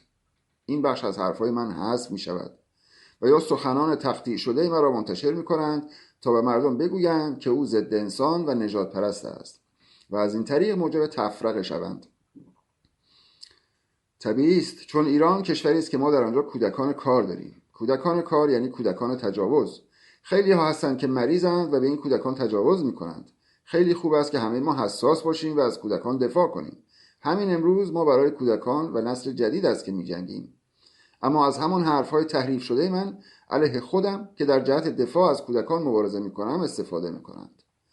قضایا را باید خوب نگاه کنید. میگویند مشکل ما با علی عبدالرضایی و ایرانشیستا این است که به شیوه ما نمیجنگند. شیوهی که آنها میجنگند شیوهی است که جمهوری اسلامی میخواهد، چون جمهوری اسلامی خوب میداند چگونه از پس آن جنگ بر بیاید. جمهوری اسلامی نمیخواهد که در ایران اعتراضات سراسری اتفاق بیفتد، بلکه میخواهد نیروهای انتظامی را گوش به زنگ نگه دارد تا هر جا اعتراضی صورت گرفت آن را به راحتی سرکوب کند. ولی وقتی ما همه جا اعتراض میکنیم تمام نیروهای انتظامی باید گوش به زنگ باشند، پس همه جا را به راحتی نمیتوانند سرکوب کنند. وقتی که مردم در کازرون تظاهرات کردند تمام نیروی انتظامی پارس را به آنجا فرستادند. ما به مردم گفتیم در شیراز و شهرهای دیگر عملیات کنند تا تمرکز از کازرون گرفته شود. اینکه چقدر موفق بوده این مهم نیست. هدف این بود که تمرکز نیروی سرکوب را از کازرون برداریم. در آبادان هم این کار را کردیم. برای اینکه مردم را در اهواز سرکوب نکنند ما در بهبهان و هویزه و اندیمشق عملیات زیادی کردیم تا تمام نیروهای انتظامی خوزستان در اهواز تمرکز نکنند و متفرق شوند. ما راهی جز عملیات خشم محور نداریم. اکنون اصلا راهی جز این وجود ندارد. آنها میگویند علی عبدالرضایی نمیفهمد، اما من مطمئنم اگر بخواهیم اتفاقی بیفتد باید خشم محور عمل کنیم. ما از این کوچه باید بگذریم، راهی جز این نداریم و شما عبور ما را خواهید دید. تمام آنهایی که اول مخالفت کردند در نهایت به حرف من رسیدند. اینها چرا با ما می جنگند؟ داستان چیست؟ اینها مگر دشمن جمهوری اسلامی نیستند؟ نمی شود که همه جاسوس و مزدور باشند. این که وحشتناک است. در واقع ما با چوب به جان دریا، به جان سنت افتاده ایم و سنت ایرانی وحشتناک است. سنت ایرانی از یک دوالیسم منحط اسلامی شیخی شاهی تبعیت می کند. حالا می گویند مردمی شاه می خواهند. عبدالرضایی به تو چه مربوط است که مردم شاه می خواهند؟ مردم می توانند شاه بخواهند، ولی اول باید آگاه شوند و بدانند دنیا دست کیست، بعد شاه بخواهند. مثلا اطلاعات و آگاهی انگلیسی ها را داشته باشند، بعد ملکه انتخاب کنند. ملکه هم مثل یک عروسک پشت ویترین بماند. سالهای اولی که به انگلستان آمدم فکر میکردم که این مردم گاوند، یعنی چه که یک زن به عنوان ملکه همه کار میکنند، ولی بعدا متوجه شدم که این ملکه اصلا کاری نمیکنند و اغلب در مسائل حقوق بشری دخالت میکند. اگر هم تأثیری دارد بسیار اندک است و بیشتر در کشورهای دیگر تأثیر دارد. مثلا در کانادا و استرالیا به ملکه قسم میخورند که این هم یک ایده مستعمراتی است. در انگلستان من دخالت ملکه را جایی نمیبینم، ولی دخالت خامنه ای را همه جا میبینیم. خامنه ای همه جا هست، ولی همین ملکه انگلیس هیچ جا نیست. آیا مردم ایران میتوانند به یک شعور برسند که خامنه ای از یک حدی فراروی نکند؟ مردم انگلستان با فرهنگ و شعور خاصی که دارند یک ملکه را برای رسیدگی به امور کشور برگزیدند. در قرن 15 انگلیسی ها شاه و ملکه را برکنار کردند و به دلایلی دوباره سراغش رفتند. وقتی ملکه را انتخاب کردند به این هیئتی که امروز میبینیم درآمد. از این مدل در سوئد و هلند هم هست. اما آیا این شعور در ایران هم وجود دارد؟ ما اصلا مخالف چیزی نیستیم. مردمی شعوری، مردمی که بفهمند هر چیزی را میتوانند انتخاب کنند. من که نمیخواهم رهبر، شاه، رئیس جمهور یا نخست وزیر بشوم. مردمی هستند که سراغ من میآیند و اینها براندازی میخواهند. عقل سلیم میگوید باید با سنت اسلامی در بیفتی، با جمهوری اسلامی که میگوید 40 سال دوم امام مهدی ظهور میکند و باید حتما امام امروز شما خامنه ای باشد تا مهدی ظهور کند، باید جنگید. خامنه ای میگوید نایب امام مهدی است، یعنی باید 40 سال هم با این جماعت بدبختی بکشیم. اینجا معضل ما اسلام و شیعه است. آیا ما آزادی مردم را میخواهیم و آیا مشکل ما فقط همین است؟ صادق هدایت خلاق و نهلیست بود. تا وقتی که مینوشت نهلیست خلاق بود. اما یک جای وا میدهد و ویرانی آغاز میشود. ردش را در بوفکور میبینید. وقتی که بوفکور را در 20 جلد چاپ و در دهلی منتشر میکنند، خب خیلی خنده‌دار و احمقانه است. او که در کشور خودش غریب است و حتی از سمت دوستانش هم فهمیده نمیشود. تا مدتی بعد از انتشار بوفکور یک نهلیست و روشنفکر کنشمند و خلاق بود. آن زمان از گیاهخواری حرف میزد و گیاهخوار بود و در مورد فواید گیاهخواری کتاب مینوشت. ناگهان از نهلیست کنشمند به نهلیست منفعل تغییر میکند. از ناگزیری منفعل میشود. هدایت در ادبیات خود به مسائل بسیاری پرداخته، کارهای بزرگی انجام داده. دست‌نوشته های صادق هدایت را وقتی میخوانید آن طنز فجیع و آن تنهایی عظیم اسیری را میبینید. از مردمی که درباره بوفکور حرف میزنند خنده‌ات میگیرد. من اصلا در تاریخ ایران سیاسی تر از هدایت نمیشناسم. آن هم سیاسی شعوری که کی و کجا پاشنه آشیل سنت را در ایران شناسایی و به آن حمله کرد و اکثر حملات او هم درست بود. اما چنان تنها ماند که تسلیم نهلیسم انفعالی شد و در پاریس خودکشی کرد. ما هم اینجا داریم خودکشی میکنیم. حکایت ما هم همین است. ما هم در این گروه و در اتمسفر سیاسی ایران که در 40 سال گذشته از نظر دیدمان سیاسی 400 سال پس رفت داشته خودکشی میکنیم، ولی نه به صورت انفعالی بلکه کنشمند. مستقیما با همه در میافتیم، چوب دستمان گرفتیم و با موج دریا میجنگیم که ناگهان شاعر متفکر و آوانگارد پدوفیلی میشود. نشریه عربی تیتر میزند، بقیه هم تکرار میکنند. خیلی جالب است. بقیه که میگویند صدای محرومان هستند، آیا صدای محرومان دروغ را انتشار میدهد؟ در واقع همه از محرومان و طبقه‌ای که از دانش شعور محروم است سوء استفاده می‌کنند و همه را فریب می‌دهند. اینها کارگر و فرودست آگاه نمی‌خواهند. اگر برای آنها آگاهی می‌خواستند اطلاعات درست می‌دادند. به جای اینکه بنویسند در العربیه چنین مصاحبه‌ای در کار نبوده، به جای اینکه بگویند علی عبدالرضایی متفکر و تئوریسین ایران آنارشیسم است و حزب ایران آنارشیست را تأسیس کرده که اکثر اعضای آن در ایران عملیات می‌کنند، بدون اینکه به این مطالب مهم اشاره کنند، گویا نیوز فقط می‌نویسد شاعر پدوفیلی. آیا علی عبدالرضایی اکنون شاعر است؟ علی عبدالرضایی اکنون از 20 سال قبل هم معروفتر است، به دلیل اینکه حزبی سیاسی زده و در ایران عملیات می‌کند. اکنون او را به عنوان لیدر حزب ایران آنارشیست می‌شناسند. ولی چرا این نشریات به این موضوع اشاره‌ای نمی‌کنند؟ خبر جعلی را منتشر می‌کنند. حرفی نیست. ولی بگویند که علی عبدالرضایی تئوریسین و لیدر حزب ایران آنارشیست است. اما این را هیچ وقت نمی‌گویند. کثافت را می‌بینید؟ همه دستند در کار خیانت هستند و آنهایی هم که می‌دانند سکوت می‌کنند. و هر کاری که ما می‌کنیم علیه ما فضاسازی می‌کنند. می‌خوایم به کجا برسیم؟ خودکشی ما چیست؟ تا سر میرزاخان کرمانی، صفحه 112. آوایبو.com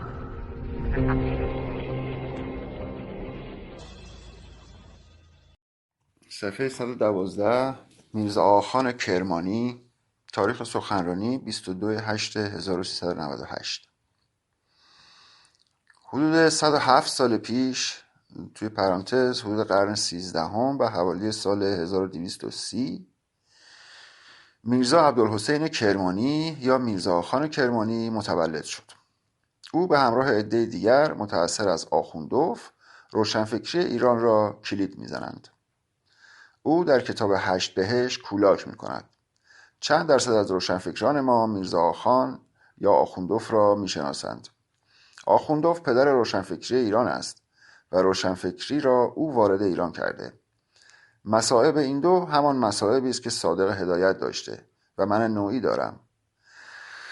در واقع تمام ما از خرافه و بلاهت و تشیعی که بین مردم است زجر کشیده ایم.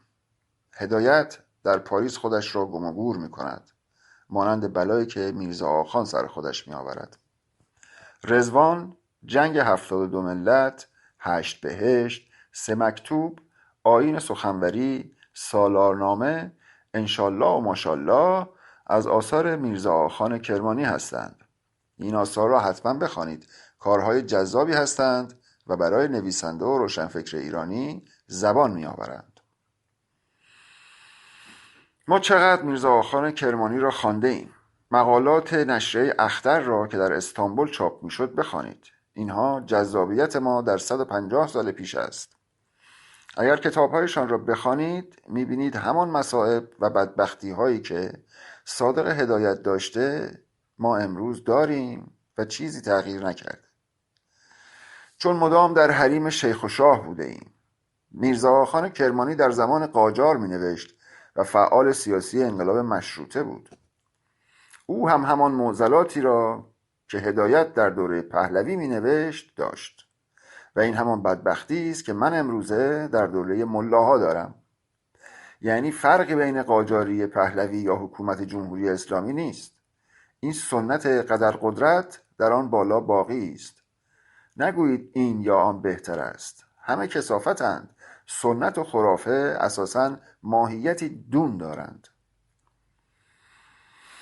اینها مسائل ساده نیستند. میرزا فتحعلی خان آخوندزاده معروف به آخوندوف، معلم و خدای کسانی چون میرزا خان کرمانی، میرزا ملکم خان، عبدالرحیم طالبوف، میرزا خان تبریزی بوده است. پدر روشنفکری ایران سال 1190 متولد شده، در اوایل قرن 18 میلادی. ما آخوندوف را داشتیم که باید درباره‌اش بخوانید. او تئاتر را وارد ایران کرده. یکی از کسانی که در مورد ناسیونالیسم بحث کرده همین آخوندوف است. مکتوبات کمال الدوله و ستارگان فریب خورده 2 عنوان از آثار او هستند. آنها را بخوانید، مقالات فلسفی جالبی دارد. تماشاخانه‌اش از 3 تمثیل تشکیل شده. این برای ما نثر پارسی می آورد. در دیالوگ نامه نویسی برای نمایشنامه هم کارهای جالبی کرده است. حکایت ملا ابراهیم و خلیل کیمیاگر را بخوانید.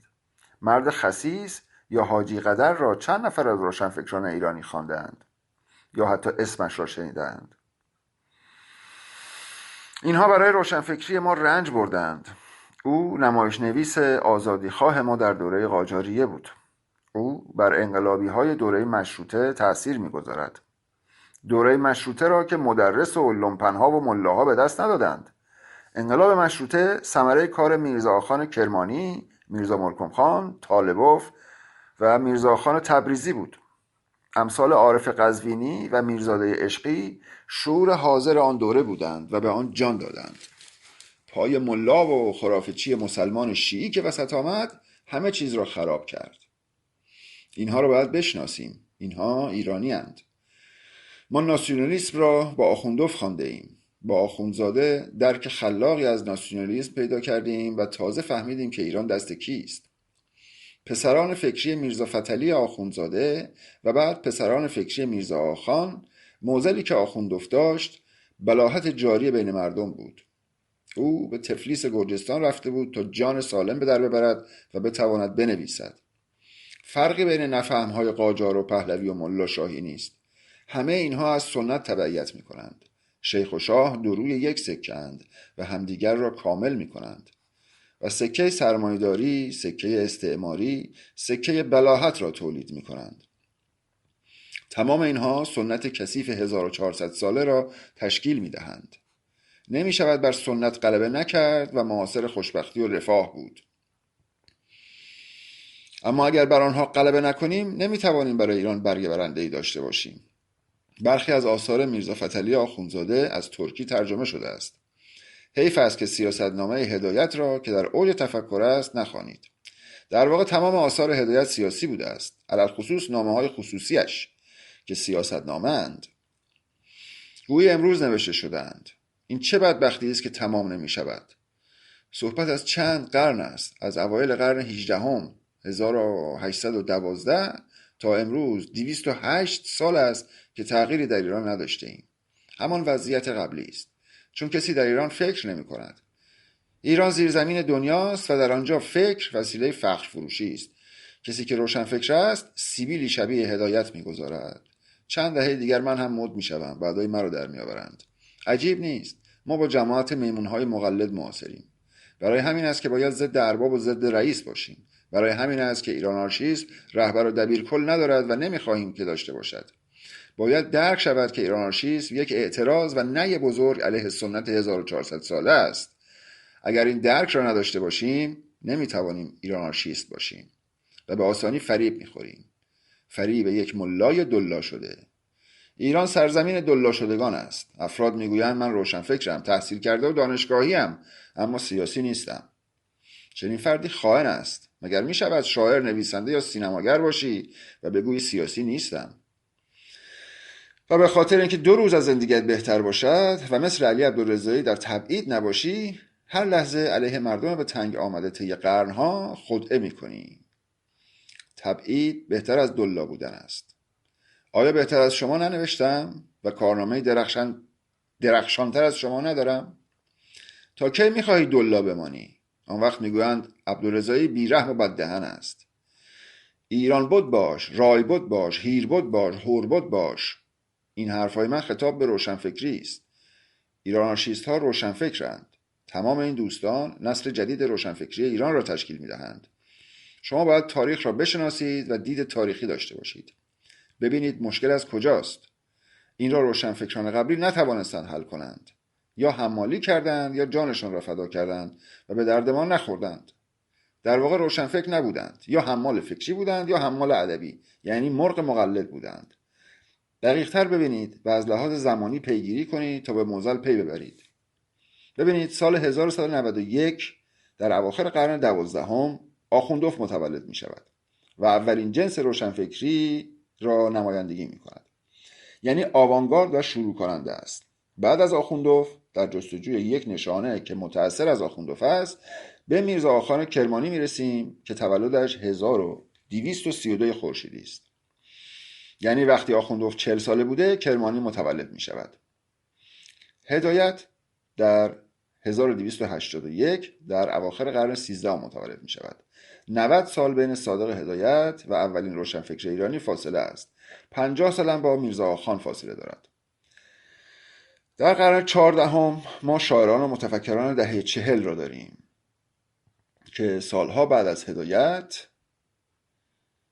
آمدند اما بنیان روشنفکری نداشتند. اینها شاعران و نویسندگان خاصی مانند ابراهیم گلستان، احمد شاملو و نیما یوشیج بودند.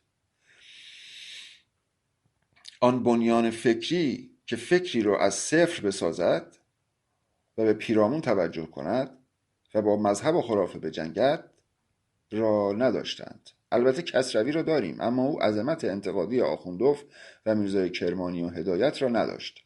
هدایت با فاصله از بقیه عمیق‌تر بود، نه به دلیل رمان و داستانهایش.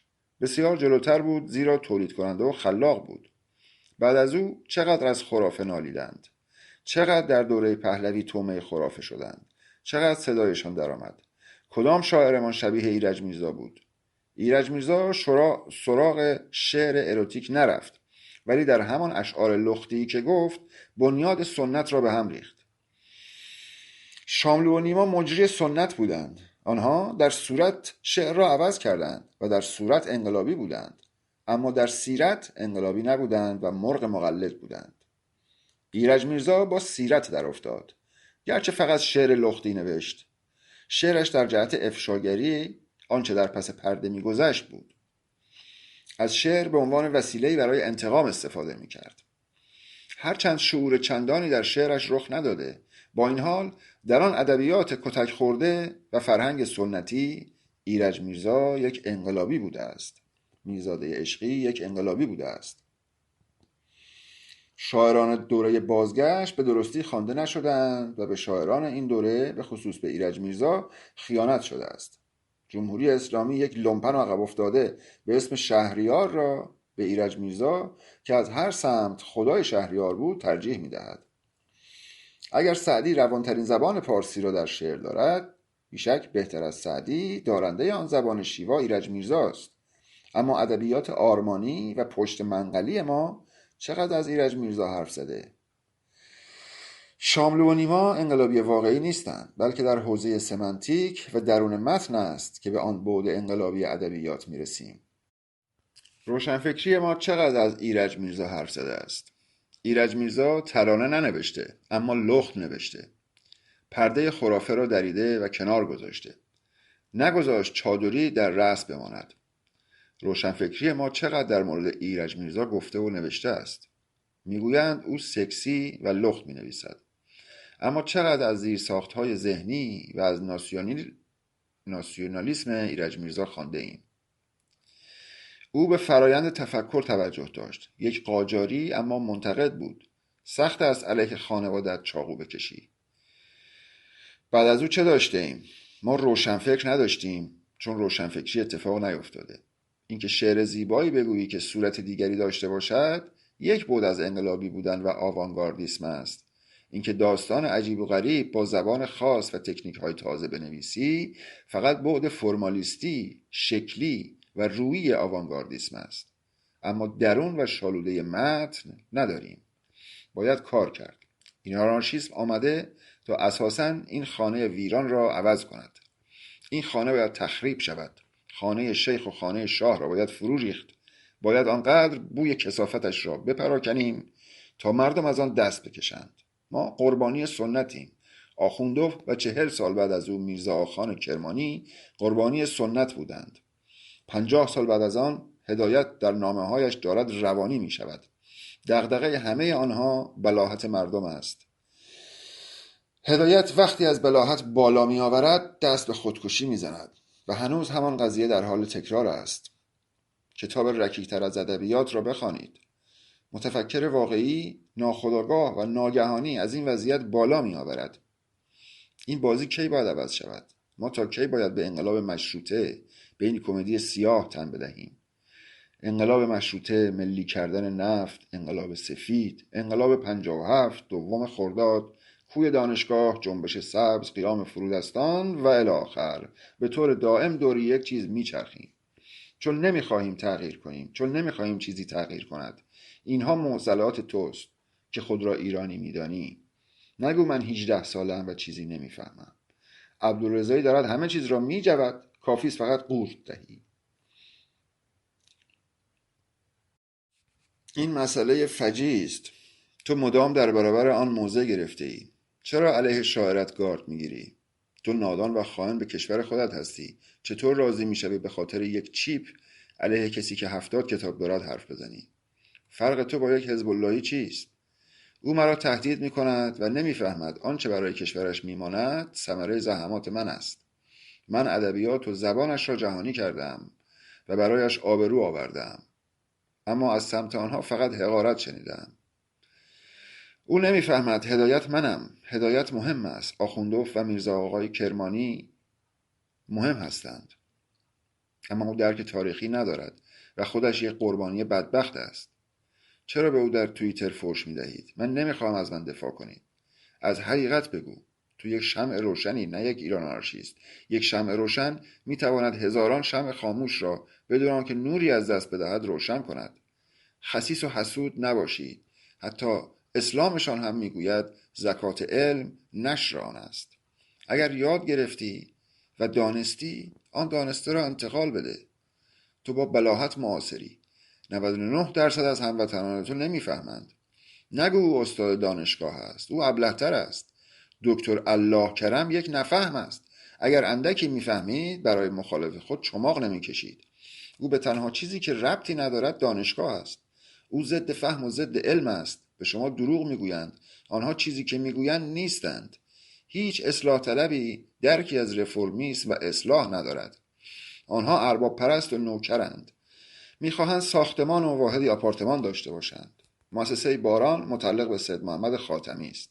از همین جنس مؤسسات عباس عبدی هم دارد. بیشک برای اکبر گنجی هم در آمریکا خریدند. همه اینها پست و مقام دفتری دارند که آنها را ارضا میکنند، چون دردی ندارند.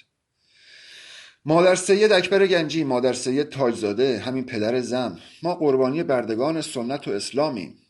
من ارتباطی به اسلام ندارم. من ایرانیم. ما مقیم و اهل قرن 21 هستیم. نباید نام محمد و شتر کثافت را بیاوریم.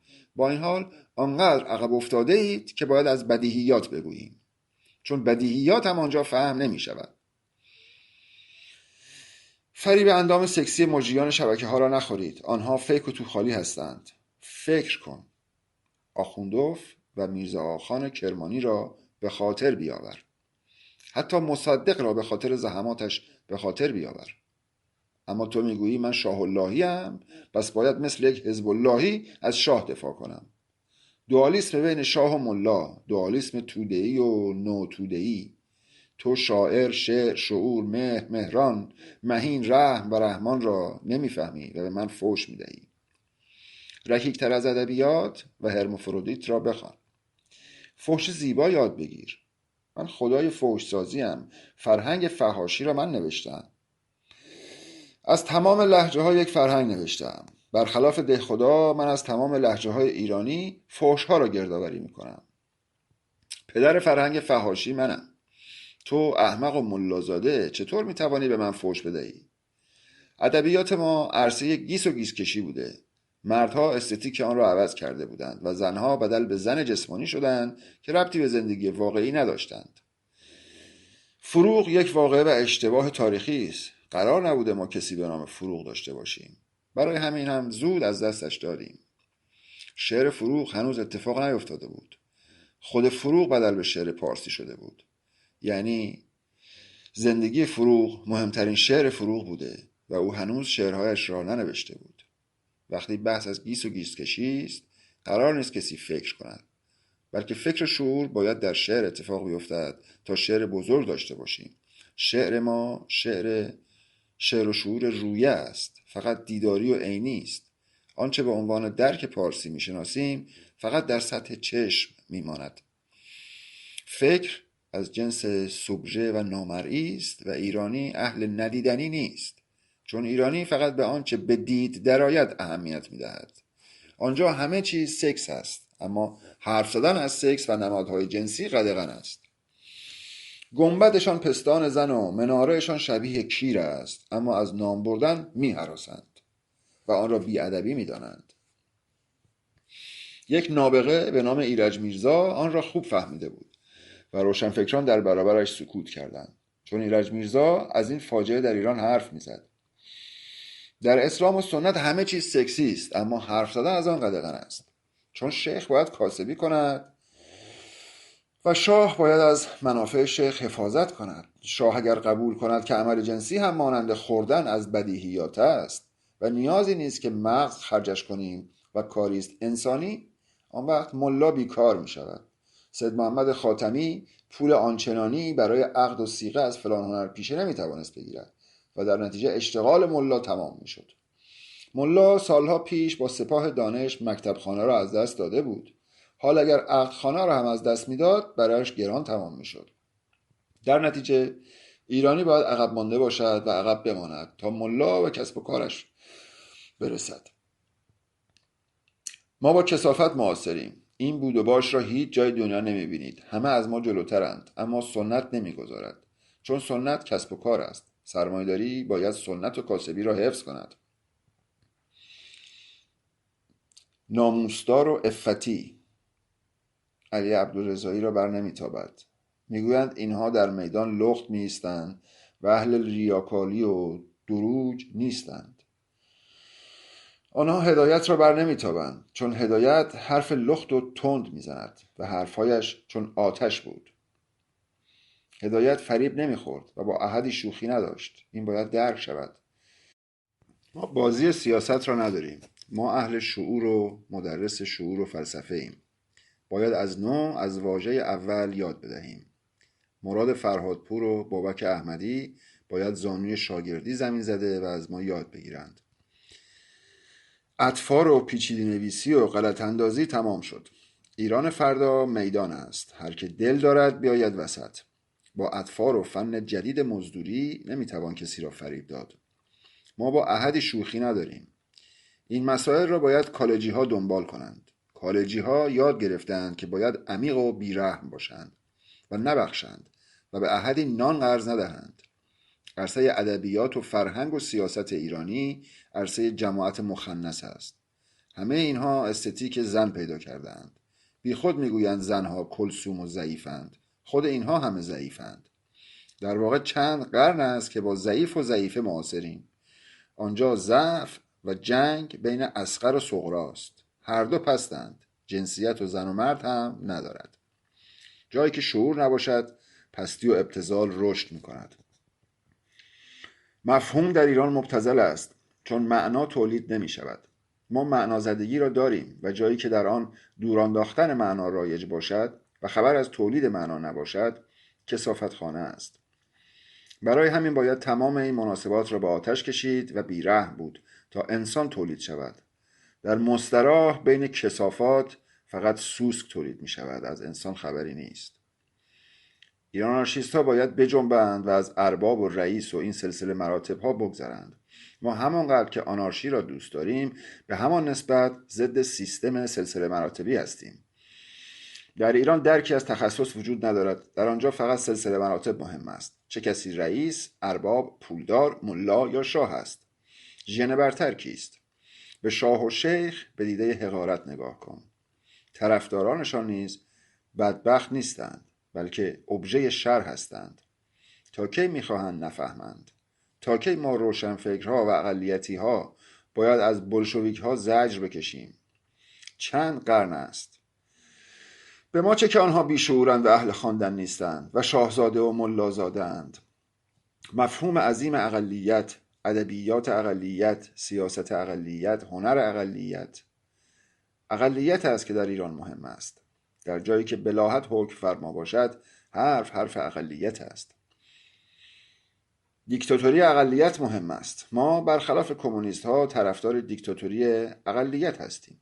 دیکتاتوری شعور است که مهم است و باید فرمانروا باشد. و شعور واقعی علاقه به ریاست و اربابیگری ندارد. شعور از جنس شاه نیست. هیچ شاعری در ایران شاه و ملا نبوده، بلکه شاه و ملا را عاصی کرده. من به خال لبت دوست گرفتار شدم متعلق به حسین آهی است، نه خمینی. آیا کسی این را می‌داند؟ ما با بالماسکه و چهره سازی و اسم سازی طرفیم. ایران آنارشیست احضار شده تا سنت را محو کند. به سنت رحم نکن. تو جنسیت نداری. وقتی از خایه حرف میزنیم از دل و دلاوری حرف میزنیم. زنها دلاورتر و خایه‌دارترند. هیچ زنی ایران آنارشیست نیست مگر اینکه برخواسته باشد. کسی که نمیداند، نمیفهمد، نمیخواهد و نمیخواند باید خفه شود.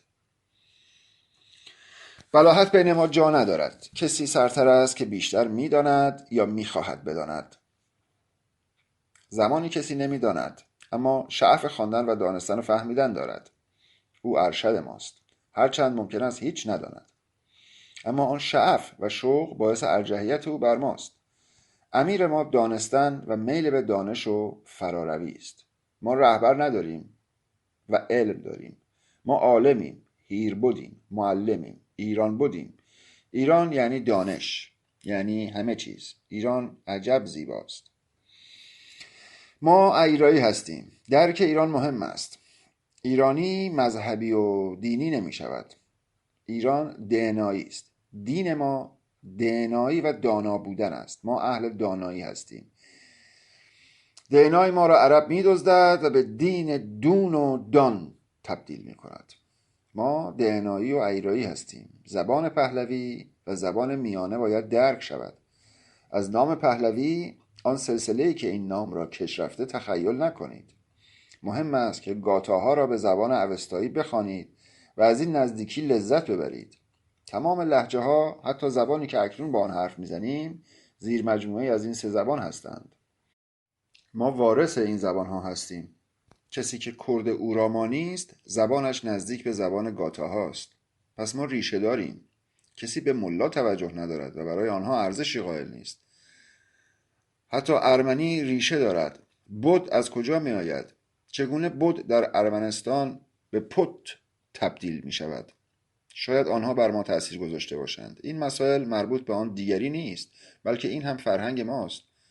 ما همه ایم. بی دلیل به زبان ما هند و اروپایی نمی گویند. حضرت، امام، شاه و شیخ میخواهند که ما ریشه هایمان را فراموش کنیم. از صفویه آغاز شد و در قاجار اوج گرفت. در دوره رضاخان تخفیفی گرفت، اما در دوره محمد رضا شاه شورش درآمد و همه چیز بدتر از صفویه ملایی شد. در زمان ملاها کثافت عظما شد و هر کثافتی هم یک عظما. آلت الله عظما. چه بلایی بر سر ایران آوردند. چه کسی مسئول است؟ نسل تازه. وارث این خرابه کیست؟ نسل تازه. باز نگویید عبدالرضایی نگفت. در آستانه 50 سالگی بهتر از هدایت، آخوندوف و میرزا آقاخان کرمانی کارم را انجام دادم. کار با بهترین اماکن در دهکده جهانی مارشال مکلوهان در عصر اینترنت و پسا ارتباطات انجام شده. من 3 سال از کارم را به طور شبانه روزی انجام می دهم. مرگ مهم نیست. آنچه که مهم است زندگی است. من عاشق زندگیم. احمق نیستم که با بلاهت در بیفتم. بلاهت فقط تیزی و چاقو و گلوله را میفهمد. بلاهتی به اسم خامنه ای. براندازنماها همه خطرناکند و از نفهمی و بلاهت پدید آمدند و ابژه بلاهتند. آنها دنبال تباه کردن ما هستند. به هدایت، به آخوندوف، به میرزا خان کرمانی، به مرگ فروغ فکر کن. ببین چگونه فروغ را گردن زدند. در خانه ابراهیم گلستان برای اینکه به او بخندند، او را با لگد به استخر میانداختند و به او میخندیدند و نمیفهمیدند یک زن زیبا که از همه شاعرتر بوده با این کار تحقیر میشود. و یک زن میخندیدند. این کثافت سنت اسلامی است. سنتی که به شدت ضد زن است. آن وقت مشتی فاتی کماندو میگویند ما فمینیست مسلمان هستیم. اسلام چگونه ربطی به فمینیسم دارد؟ آنجا قرار بر نفهمیدن است. ملایی به نام خاتمی میگوید مردم سالاری دینی. یا سروش میگوید روشنفکری دینی. روشنفکر کسی است که اهل پرسش است. اینها که دین را هم نمیفهمند. مسلمان ها وقتی از دین حرف میزنند منظورشان دینا نیست، بلکه منظورشان مذهب و اسلام است. در واقع روشنفکری مذهبی را مطرح میکنند.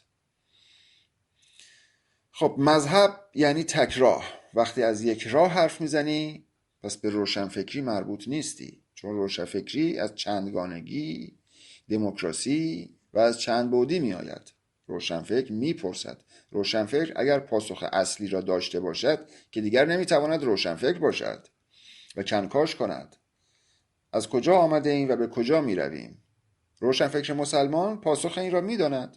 میگوید ما زایده چیزی به نام خدا هستیم و به بهشت یا جهنم می رویم. میگوید با این محمل تمام پاسخها را تمام کرده. میگوید از حست استفاده کن. کدام حس؟ نمیفهمی کجاست. اون میگوید روشنفکر مذهبی است. اینها از تولیدات استمرار طلبی است. سروش و خاتمی دین را هم نمیفهمند. آنها دعنای زبان ما را تخریب و آن را عربی و کثیف کردند. در واقع از مذهب حرف میزنند. منظور خاتمی مردم سالاری مذهبی است و مذهب اسلام خدا را سالار میداند و آیت الله نماینده خدا را سالار میداند. بالاخره مردم سالارند یا آیت الله سالار است. در این دوالیسم گرفتار میشوند. برای همین است که تمام رئیس جمهورهای ایرانی از رهبرشان نفرت دارند. از وقتی که خامنه‌ای رهبر شده، خمینی با خامنه‌ای بد بود و به میرحسین موسوی حال میداد. بعد از رهبری خامنه‌ای او رفسنجانی، خاتمی و احمدی نژاد را کنار زد. به زودی روحانی را هم کنار میزند. چون ما قربانی یک دوالیسم هستیم. نیچه از وقتی چنین گفت زرتشت را نوشت ما را نجات داد، اما خوب درک نکردیم. وارث این ویرانی نسل جوان است که باید بسیار بخواند.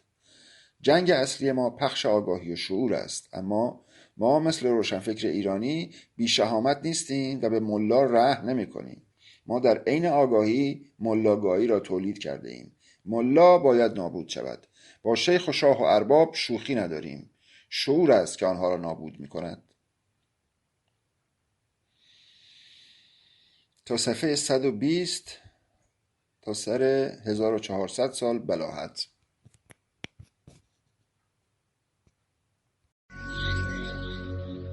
صفحه 120 1400 سال بلاهت.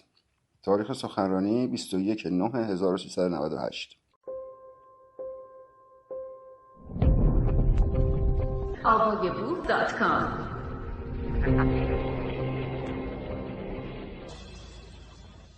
درست است که با 1400 سال بلاهت در افتادن آسان نیست، اما اگر اندکی اهل تعقل و تفکر باشی هیچ شکی نخواهی داشت که این ایده که عده‌ای به آن باور دارند، یعنی الله، موجود بسیار خطرناکی است. وقتی در صفوف براندازی برخی برای الله سینه چاک می‌کنند مغبون می‌شوند. ما با چه می‌جنگیم؟ مشکل ما در زمان شاه مسائل مسلمانی بود. واقعا مشکل ما در انقلاب مشروطه چه بود؟ بلاهت بود. یک عده نمی‌فهمند. خود رضا شاه بی سواد بود ولی آنقدر شعور داشت که زنها را از بند کثافت آزاد کند. ملایان چقدر مقاومت کردند و باعث کند شدن فرایند تغییر شدند. کدام باور؟ گاهی مد می شود که میگویند فلانی را باید بکشیم چون او قرآن را بد فهمیده. این حرف چه معنایی دارد؟ چه کسی قرآن را خوب فهمیده؟ مگر قرن اتم است که یک نفر یک چیز ساده را برای شما معنی کند؟ قرآن به عربی نوشته شده. بیش از 500 میلیون از جمعیت دنیا هم عربی حرف میزنند. تو که عربی بلدی قرآن را بخوان، ببین به تو چه میگوید. تو میتوانی در سنت دست ببری. میتوانی شخصیت آدمی رجاله و کثیف و قاتل و ضد زن را علی ابن ابی طالب کنی و یک قاتل را مقدس جا بزنی. در تاریخ چیزهای زیادی را میتوان جعل کرد. یکی از کارکردهای فکر جعل کردن است. خیلی از باورهای کنونی شما از من است و من آنها را جعل کردم. اگر بگوی این بحث‌ها از کیست، انکار می‌کنند که این بحث‌ها از علی عبدالرضایی است. اما اگر به شما بگویم که ریشه آن تفکر جعل بوده و به فلان دلیل فلان حرف را زده ام، همه حیرت می‌کنند. ما برای اینکه با کثیفی بجنگیم ممکن است از کثیفی شدیدتری استفاده کنیم تا آن کثیفی را گردن بزنیم، چون ما می‌خواهیم بلاهت پایان یابد. دشمن مردم در یک قدمی آنها و روی تاقچه خانهشان است. آن چیزی که از پدر و مادرت موجودی غیر قابل تحمل می‌سازد سنت قرآنی است. ما در ایران هیچ چیز از ایران نداریم. هیچ چیز ایرانی شبیه ایرانی نیست. مدام از ایران نگویید، شما که ایرانی نیستید. حتی مسلمان هم نیستید، بلکه گوه مسلمانید. شما پدر اسلام رو هم درآورده اید. از بدویتی فجیع‌تر ساخته اید. احمقانه است که میگویند ما نباید با حزب اللهی ها مشکل داشته باشیم، بعضی از مسلمان ها خوب هستند. نه، فقط مسلمانانی عالی‌اند که مطلقاً هیچ باور اسلامی نداشته باشند. مسلمانانی که فقط پدر و مادری مسلمان دارند. کجا کسی را دیده اید که باور و ارادتی به اصول اسلامی داشته باشد و آنها را رعایت کند و آدم خوبی باشد؟ یکی از اصول اسلامی امر به معروف و نهی از منکر است. یعنی اگر در خیابان کسی قدم میزد و دهانش بوی الکل میداد، باید جلویش را بگیری. اگر دست دختری در دست دوست پسرش بود و تو میدانستی که اینها عقد نکرده‌اند، باید جلویشان را بگیری. یعنی مدام باید به حریم بقیه تجاوز کنی. این دستور صریح قرآن است. بین شما چند نفر قرآن را خوانده؟ قرآن قتل نامه است. وحشتناکتر از آن وجود ندارد. شرقی ها، غربی ها. اصلا علی عبدالرضایی را کنار بگذارید. ببینید قرآن در آن جامعه در حال انجام چه کاری است. ملا یعنی آلودگی و بیماری. جزامی را در قرنطینه میگذارند. میان مردم رهایش نمی کنند. ملاها نباید بین مردم باشند. الله اینها را ویروسی کرده. ما که با خامنه‌ای مشکلی نداریم. ما فقط میخواهیم اینها از جامعه دور باشند. مانند قرنطینه. برای همین ملاها را به کویر لوط میبریم. آنها را نمیکشیم. حتما باید بگوییم همه قرآنها را پاره کنند و آتش بزنند. مسئله ما این نیست که جمهوری اسلامی عوض شود، بلکه وقتی میگوییم در ایران یک چیز باید عوض شود، منظورمان از آن یک چیز دقیقاً اسلام است. برای همین شعار اساسی من اعلام پایان اسلام در ایران است. ما نابودی کامل اسلام و جمهوری اسلامی را می‌خواهیم. جنگ ما جنگی 1400 ساله است. من نه به مثابه یک سیاستمدار، بلکه به نمایندگی از بزرگان ایرانی درد تاریخ را فریاد می‌زنم. ما ایراناشیست‌ها از قدرت انزجار داریم و نمی‌خواهیم صاحب قدرت شویم، بلکه ظلم در ایران حالمان را به هم می‌زند. فقط این 40 سال یا 100 سال که نیست. انگلیس، استعمار و امپریالیسم از زمان صفویه با همین شیوه ساده در حال سوء استفاده از ما هستند. قبل از آن هم که اعراب بودند. این بازی را باید در جایی تمام کنیم. عده‌ای کافرند، آتئیستند. من نیستم.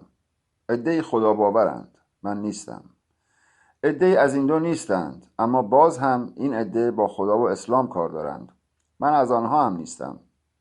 ما اساساً رابطه‌ای با این مقوله نداریم و نمی‌خواهیم در این رابطه حرف بزنیم. عده‌ای میگویند ایرانی هستیم، اما ما کار میکنیم و کشته میشویم و به کشته های ما شهید میگویند. ما پیروز میشویم، میگویند الله به ما کمک کرده. ما اساساً در خیابان با خود الله میجنگیم و یک شعار اساسی داریم که پایان اسلام در ایران است. ما روشنفکریم و عامی و سلطنت طلب یا کمونیست نیستیم. عزیزانی که با من میجنگند بدانند که من 70 کتاب منتشر کردم.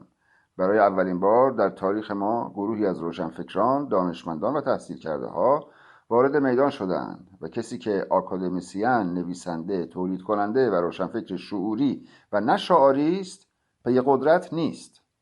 ما نمیخواهیم رئیس اداره یا مدیر مدرسه شویم. ما از این مدارس که جز کثافت و بلاهت تولید نمی کنند متنفریم. هیچ چیز آنان مقدس نیست، چون همه چیزشان ضد انسانی است.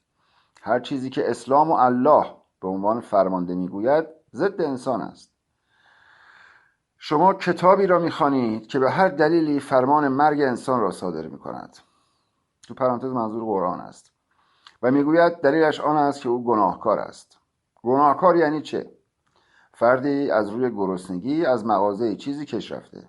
دستش را میبرند. دختری را به زور شوهر دادند و او شوهرش را دوست نداشته و به او خیانت میکنند. سنگسارش میکنند. این چه مذهبی است؟ اصلا این فرهنگ که نام چنین کاری را خیانت میگذارد غلط است. اجبار باید از بین برود. در این زندگی به قدر کافی تحت سیطره اجبار هستیم. تولد یک اجبار است. بگذاریم آدم‌ها کاری را که درست است و دوست دارند انجام دهند و هر کس آزاد باشد که بازی دلخواه خودش را بکند، فقط مزاحم بازی دیگران نشود و این هم به راحتی قابل اجراست. قانون در جایی معنا پیدا می کند که دستور بدهد و حدودی برایت مشخص کند که چگونه مزاحم بازی دیگران نشوی. در این تعریف از آزادی، امر به معروف و نهی از منکر بدل به جرمی بزرگ می شود، چون در هر امر به معروف و نهی از منکری تو جلوی بازی دیگری را می گیری و به حقوق او تجاوز می کنی. بازی او کاری به تو ندارد. تو هستی که هستی کشی. یعنی چی که این مسلمان‌های خوبی اند و آنها مسلمان‌های خوبی نیستند؟ تمام مسلمانان به تجاوز به حقوق دیگران اعتقاد دارند و همه متجاوزند. چگونه این نگاه میتواند خوب باشد؟ گیریم که سنت و هر آنچه در مورد اسلام هست دروغ باشد. قرآن را که نمیتوانید انکار کنید. خودشان میگویند که بر اساس قرآن رفتار میزنند. قرآن را بخوان، وحشتناک است. قرآن کتاب بربریت و الینه کردن بربریت است. این جهان اسیری و اپدی، یعنی بی آغاز و بی پایان است. من فقط یک بار این شانس را دارم که زندگی کنم. 50 70 80 یا نهایتا 100 سال. میدانید چقدر کوچک است؟ اسلام زندگی مرا به کثافت کشیده. ببینید مرا با چه مهملات و مردم احمقی روبرو کرده. به عظمت این بلاهت بین مسلمانان در ایران فکر کنید. کار سختی نیست. اسلام کاری کرده که باید به شما بگویم بروید کتاب آتش بزنید، ساندویچ کوکتل مولوتوف و پرتقال و نارنج درست کنید. تو پرانتز در اینجا زبان استعاری است و به آتشبازی اشاره دارد. پرانتز بسته. پرتقال و نارنج درست کنید و بر سر مزدوران، اسلامیست ها و تازی ها بیاندازید، چون ناگزیرید، چون آنها بیماری را پخش و همه را بیمار میکنند. ما سرزمینی آلوده و افسرده داریم. ملای خوب ملایی است که مسلمان نباشد و ضد قرآن باشد. آیا چنین چیزی ممکن است؟ مشکل ما خود قرآن و کل اسلام است. بد و خوب اسلام فجیع است، چون نتیجهش فجیع و ضد انسانی است. ما حزب سیاسی نداریم، بلکه دکان داریم. همه ادعاها غلط و دروغین است. ما هیچ چیز نیستیم، اما ببینید چه کارهایی کرده ایم و دستاوردمان چه بوده. ما فقط میدانیم چه میکنیم، اما قدرت اقتصادی نداریم. یک نویسنده در گوشه از دنیا حرف میزند و عده‌ای جوان هم بعضی از حرفایش را اجرا میکنند. تو پرانتز اشاره به سخنرانی‌های شبانه روزی موتی و پارتیسان‌هایی که تحت آموزش‌های موتی عملیات میکنند. پرانتز بسته. ما پول و تلویزیون و هیچ چیزی نداریم. اگر تعریف نمایه‌های قدرت را از دیدگاه تافلر در نظر بگیرید، ما از نمایه‌های قدرت فقط گفتمان را داریم و گفتمان میکنیم. اما در این 2 سال همین گروه، تو پرانتز ابرگروه تلگرامی حزب براندازان که هیچ چیز ندارد، فاعل خیابانها بود. یعنی به شرافتم و به هستی پدرم سوگند، تنها گروهی که در 2 سال گذشته با جمهوری اسلامی جنگید فقط گروه ما بود. معناش این است که بقیه با اسلام و جمهوری اسلامی نمی جنگند.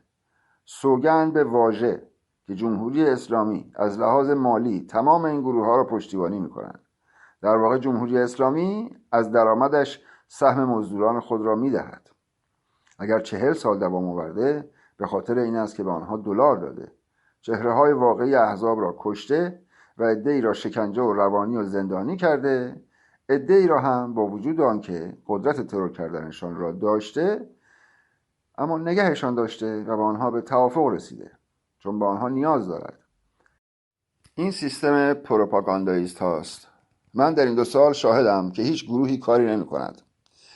همین 5 دی، تو پرانتز 5 دی 1398، که منوچهر بختیاری، پدر پویا بختیاری، فراخوان تجمع در گورستان بی بی سکینه کرج را داده بود تا مبارزان در آن گورستان به دام سپاه تروریستی بیفتند. در چنین روزی بیش از 1000 نفر از مبارزان آزادیخواه توسط قاسم سلیمانی دستگیر شدند و هنوز هیچ نامی از آنها نیست. پرانتز بسته.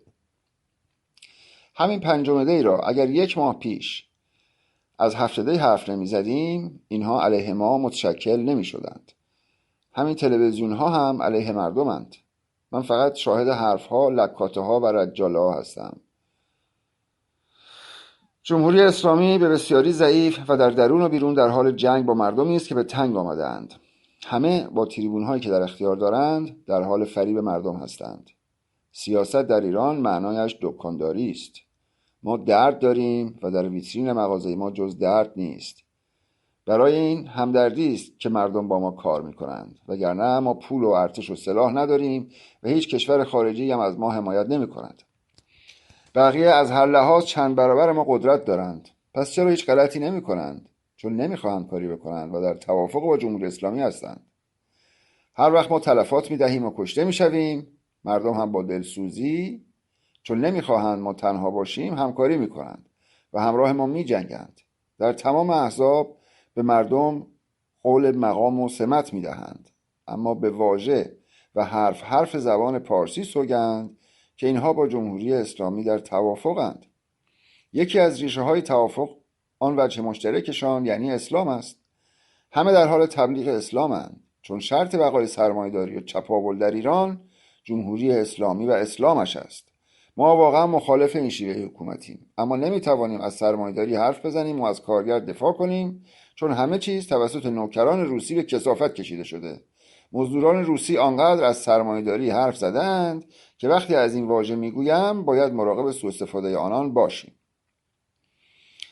مبارزه آنقدر سخت است که جاهای تحریف میکنیم و گذشته میسازیم و اینها آنقدر بیسوادند که به آنچه من جعل میکنم باور پیدا میکنند. بخشی از اعتقادات امروز جعلیات من است.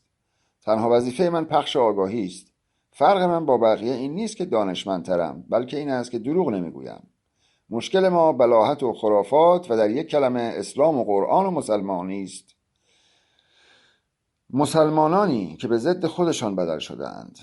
میتوانی مسلمان عربستانی باشی و این طبیعی است، اما مسلمان ایرانی بودن وحشتناک است، چون ضد خود بودن است. مسلمانی ضد ایرانی بودن است و برای آنکه کسی مسلمان باشد نباید سر بر گردن ایرانی ها باشد. این یک سنت و ساختار است. چرا یک ملای بی سواد برای کسی که تحصیل کرده است باید قرآن را توجیه کند؟ قرآن یک کتاب ساده است و نثری ساده و پیام و حرف مشخصی هم دارد.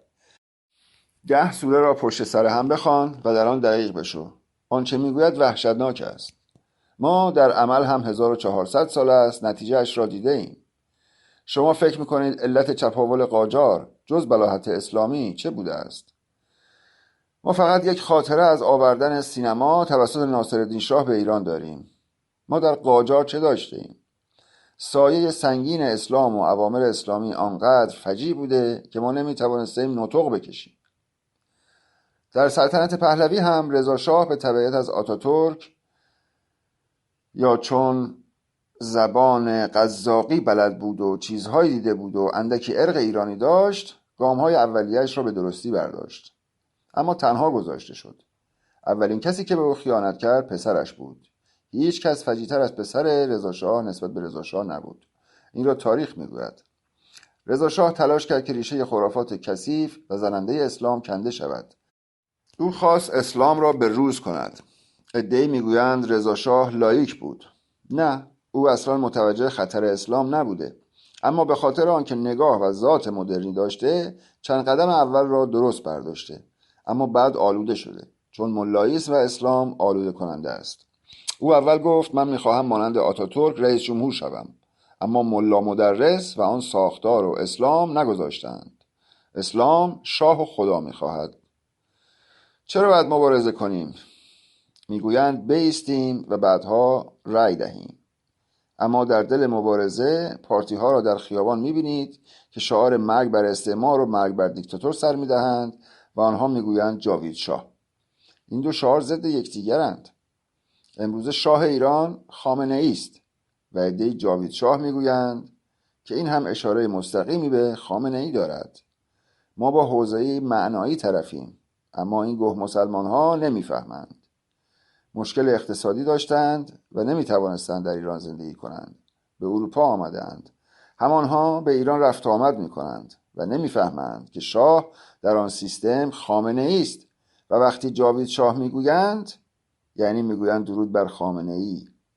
وقتی ما با غلبه بر دشواری ها فضای علیه حکومت درست میکنیم، خود سفارتی ها جاوید شاه میگویند.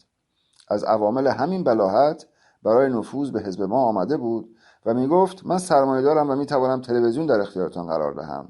این همان فن کثیفیگری اسلام برای فریب است. ما با دروغزنی مخالفیم. من از همه بیشتر به اینها مشکوکم.